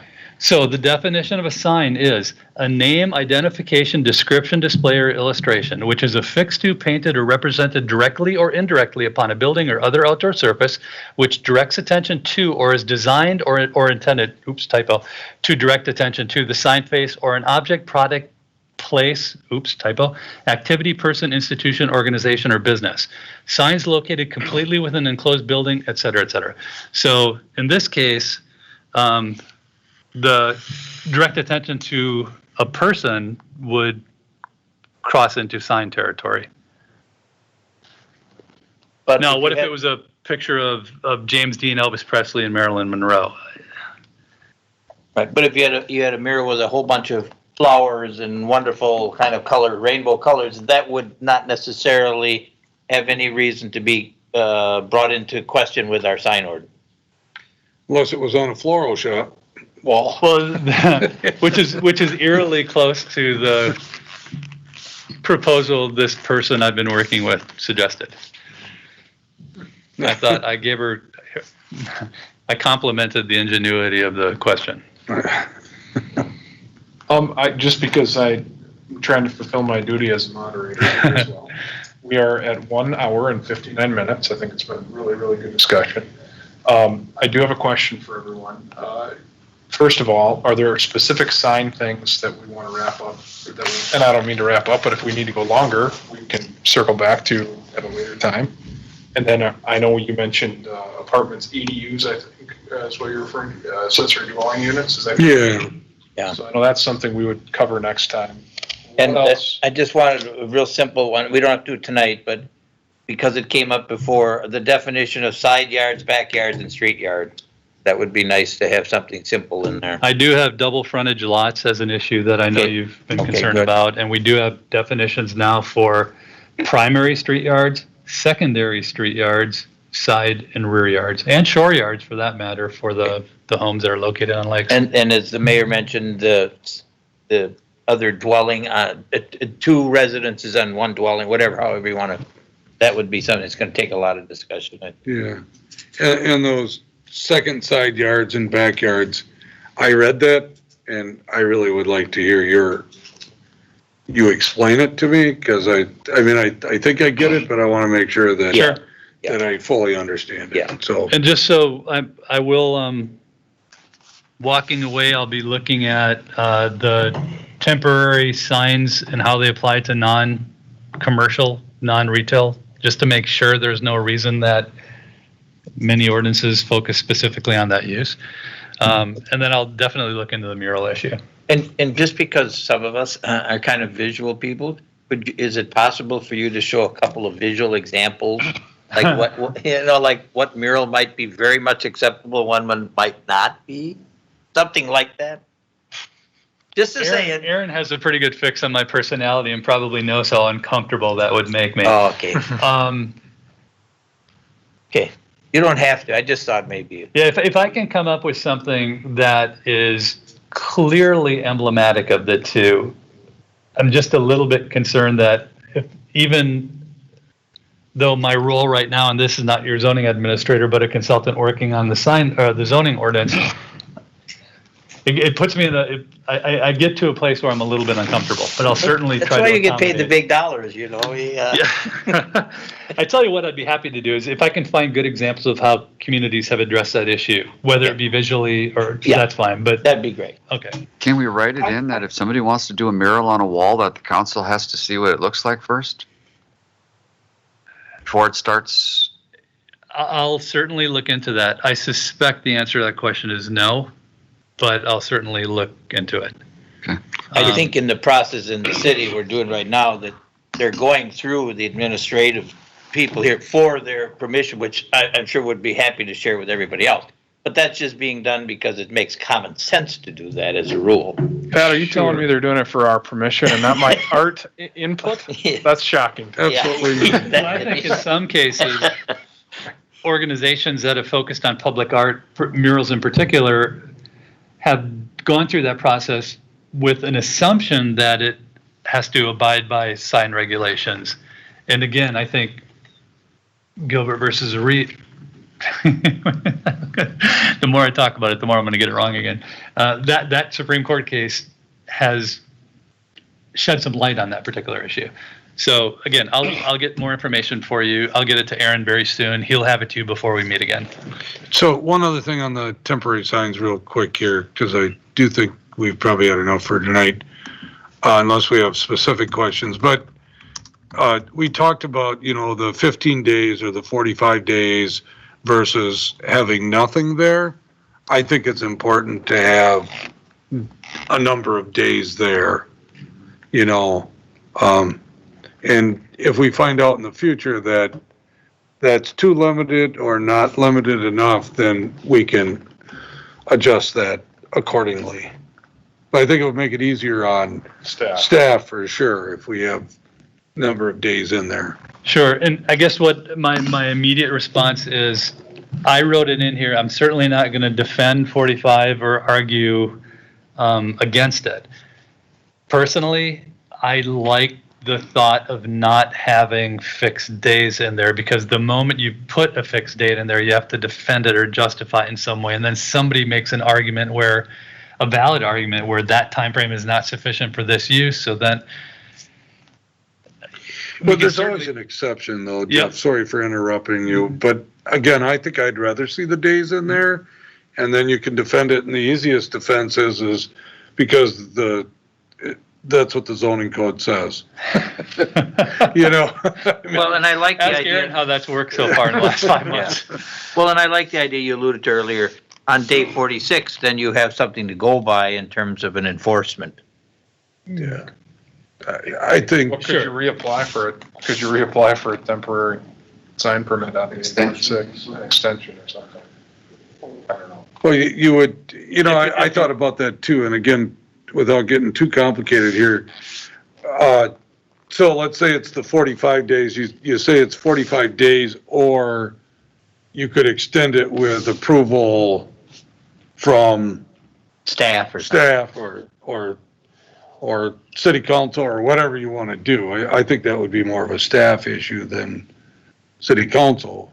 But again, I think that complicates, it would make it more difficult, I think, for enforcement purposes if you write that in there.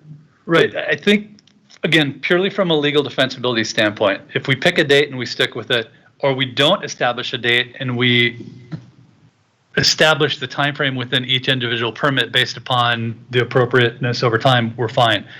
if we establish a date and then we create an opportunity for an extension, now we're bumping into Act 67 again, because that's a special permission. So you have to defend what are the criteria that you would use to deny the extension as opposed to approving the extension. And it just over time, we're not going to be able to do that. It won't.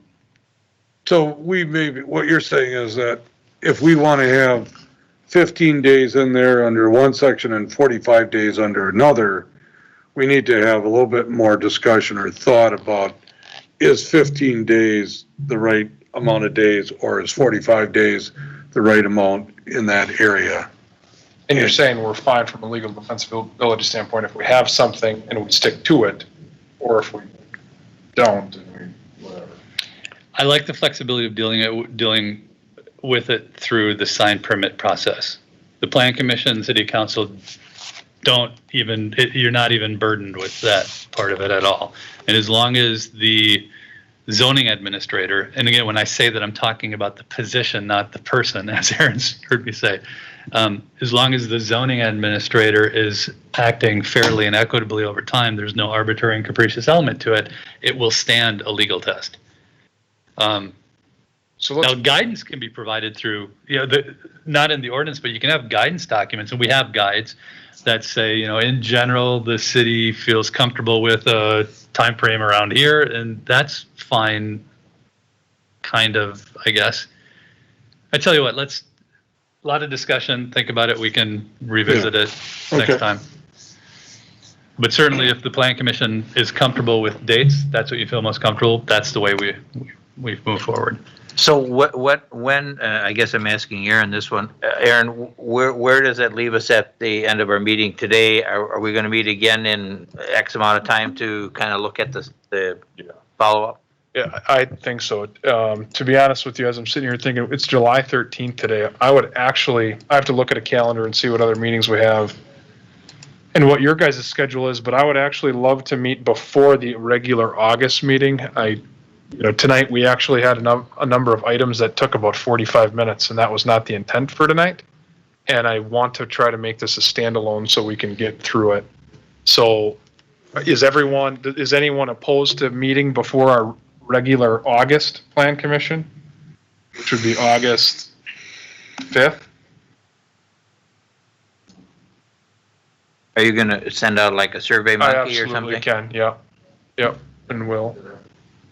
If I could, Aaron, when you send that out, using this little cheat sheet that you don't have, that I'll get to, there are some areas I'd like you to pay particular attention to, and perhaps at the top of that list is the site plan review process.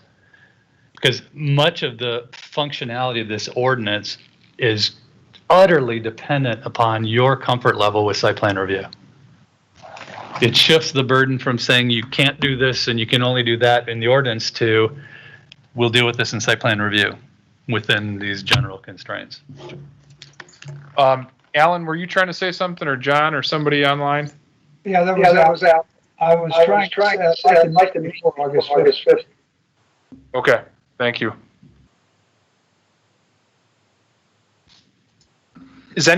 Another question, is anyone on vacation any of those weeks or not?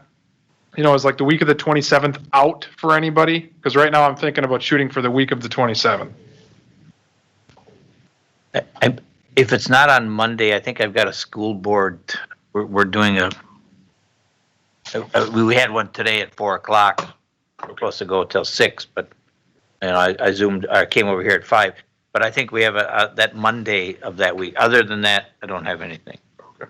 Aaron, I'm not available on the 28th, that Tuesday. Okay. Okay, I will send something out in an email. It'll likely give you options on, like, to be honest, probably the 29th, 30th, or maybe even Thursday the 23rd. I got to look at a calendar, but I'll get back there. We're going to have to increase our pay if you're going to keep doing this. I know. We got to. So Thursday the 23rd. You think doubling the amount would be appropriate? Wouldn't it be perfect? Yeah. So, okay. So we're all in agreement that we should try to have a special meeting before our regular meeting on August 5th. So whatever that day is, we'll find out what that day is in the future. Aaron, did you want to discuss anything about the reports that you have on the agenda. Yeah, I'll just give a quick overview. I am just going to talk about the economic development update. Luton Vintage Supply opened up on July 3rd. That's a downtown business. It was the old Jeep Stibbs building. Dunkin' Donuts, they were granted occupancy on July 6th, and they have opened up. Aquamos, the coffee shop right here on Main Street, has some interior alterations going on. They're looking to serve some sandwiches and do some just expanded things in that coffee shop. The Foundry, we haven't met in a while. They were granted, we've been talking about that project for a long time. It was a 70,000 square foot building. They were granted full occupancy on June 10th. Gusmer Enterprises granted full occupancy on May 20th. That was a little further ago.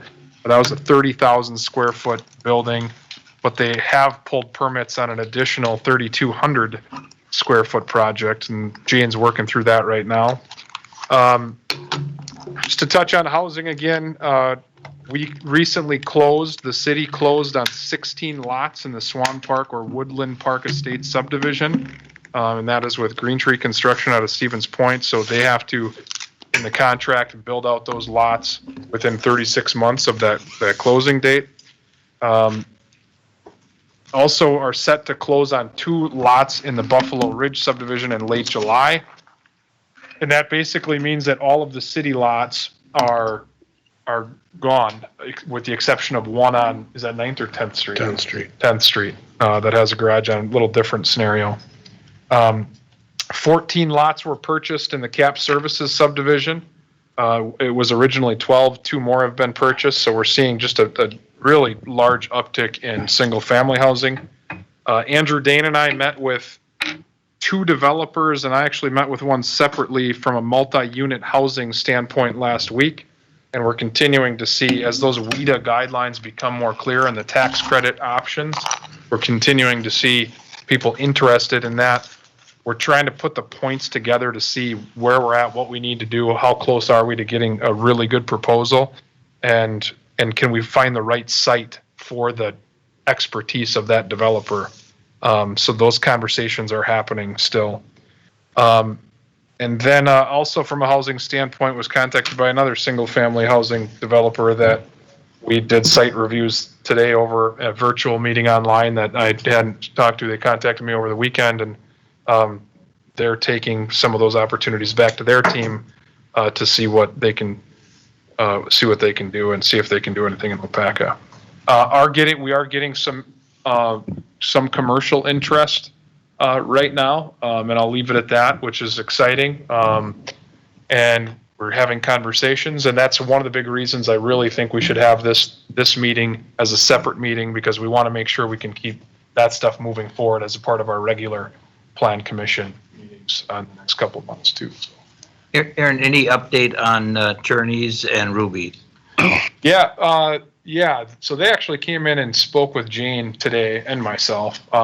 They just want to make sure they're looking at things from a building standpoint, and they have asbestos, and they're working with Jane on that. Either way, removing asbestos is going to help them in either resale or obviously running it. Is that going to be the concerns about their zoning going to be covered in our new? Yeah, it will. That should be one of the things on our list. So that will be one thing we go through, and that's kind of the Fulton Street corridor overlay. So I guess what I'll say is that Fulton Street corridor overlay is to address some of the challenges we've seen in the Fulton Street corridor over the last year and a half. And not specifically for Ruby's, but right, that whole area could come into play there. It also obviously affects our comp plan though, too. I mean, which is the next step. Right. After the zoning rewrite. So, yeah, and not just this, but. We've coordinated with Andrew on that, so he's familiar with the concept of the Fulton Street corridor. But now that you brought that up, I mentioned the site plan review process. The Fulton Street corridor concept, if it's something that is viewed favorably by the Plan Commission and City Council, it is utterly dependent upon site plan review.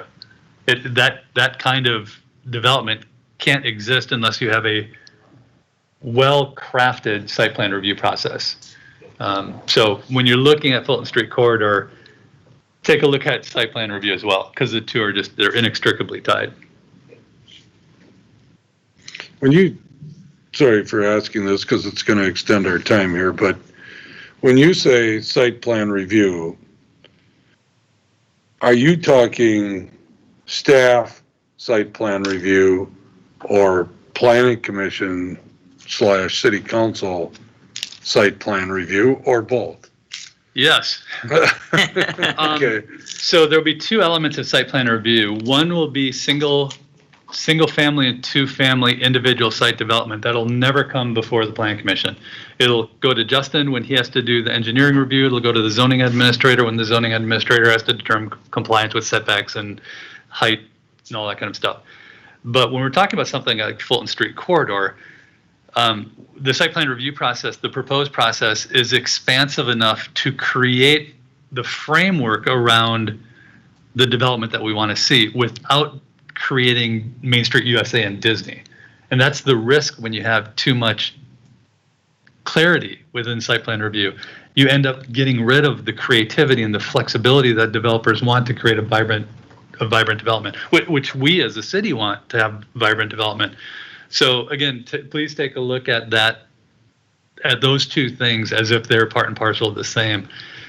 You have site plan review right now for the East Gateway District, and it's specific. You have site plan review for the historic preservation element, which is specific. Beyond that, the site plan review process in the current ordinance is about a paragraph long, and it's about the process. It doesn't provide guidance to developers. So when we are dealing with the school district and we're trying to figure out how to accommodate a warehouse kind of thing in a business district, we're trying to cajole them and encourage them to do appropriate landscaping, at least what we think to be appropriate landscaping, and to put in appropriate parking and all those design elements when the ordinance itself doesn't say anything about that. So in theory, they could say, well, no, we're not going to do that. And there's not much that the city could do to force them to. We can't deny approval for something that's compliant with our zoning code and our building code. And, so again, take a look at the two as if they were part and parcel of the same.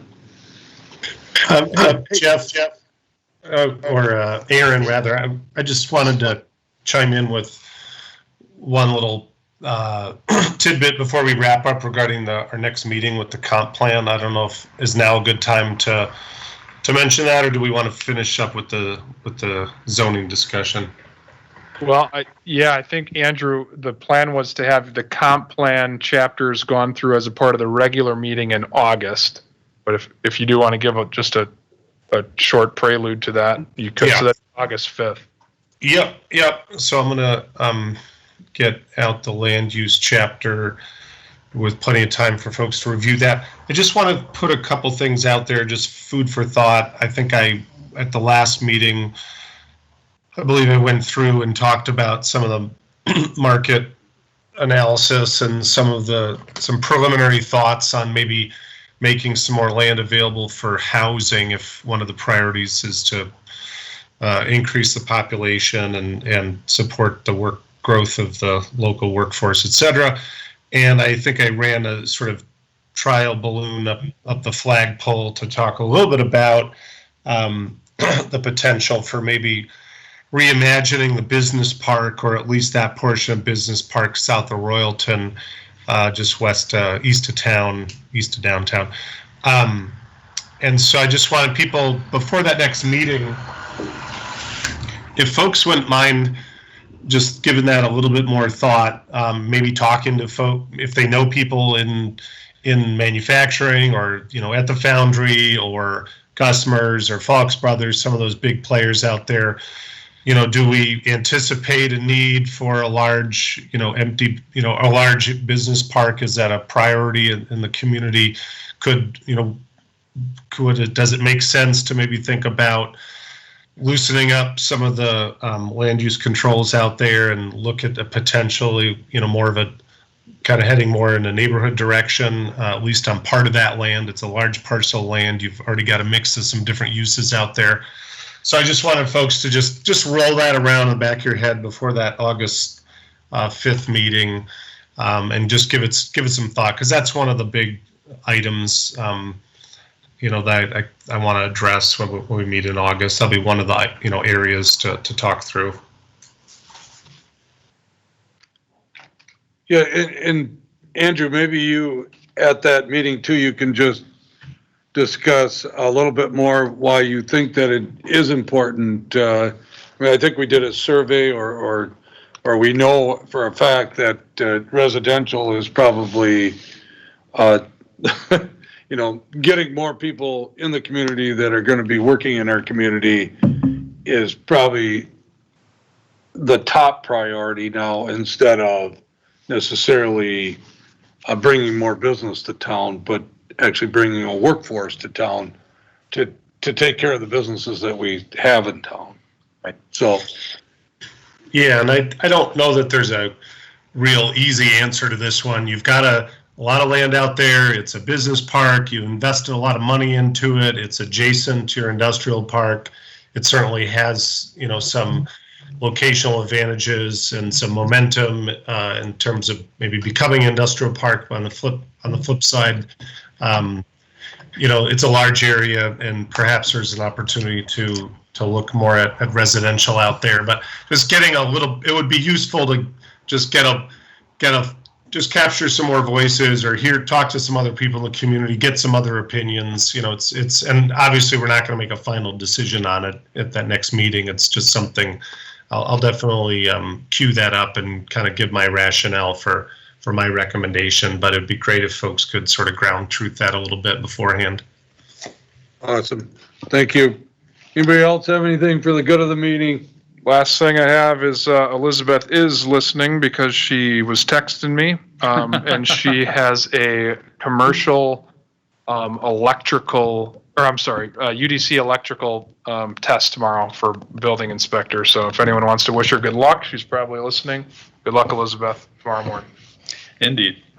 Good luck. Good luck, and move to adjourn. Motion by Keelan, second by Olson, that we adjourn. All in favor, signify by saying aye. Aye. Aye. Against? Motion carried. We're adjourned at 7:38. Thanks, everybody.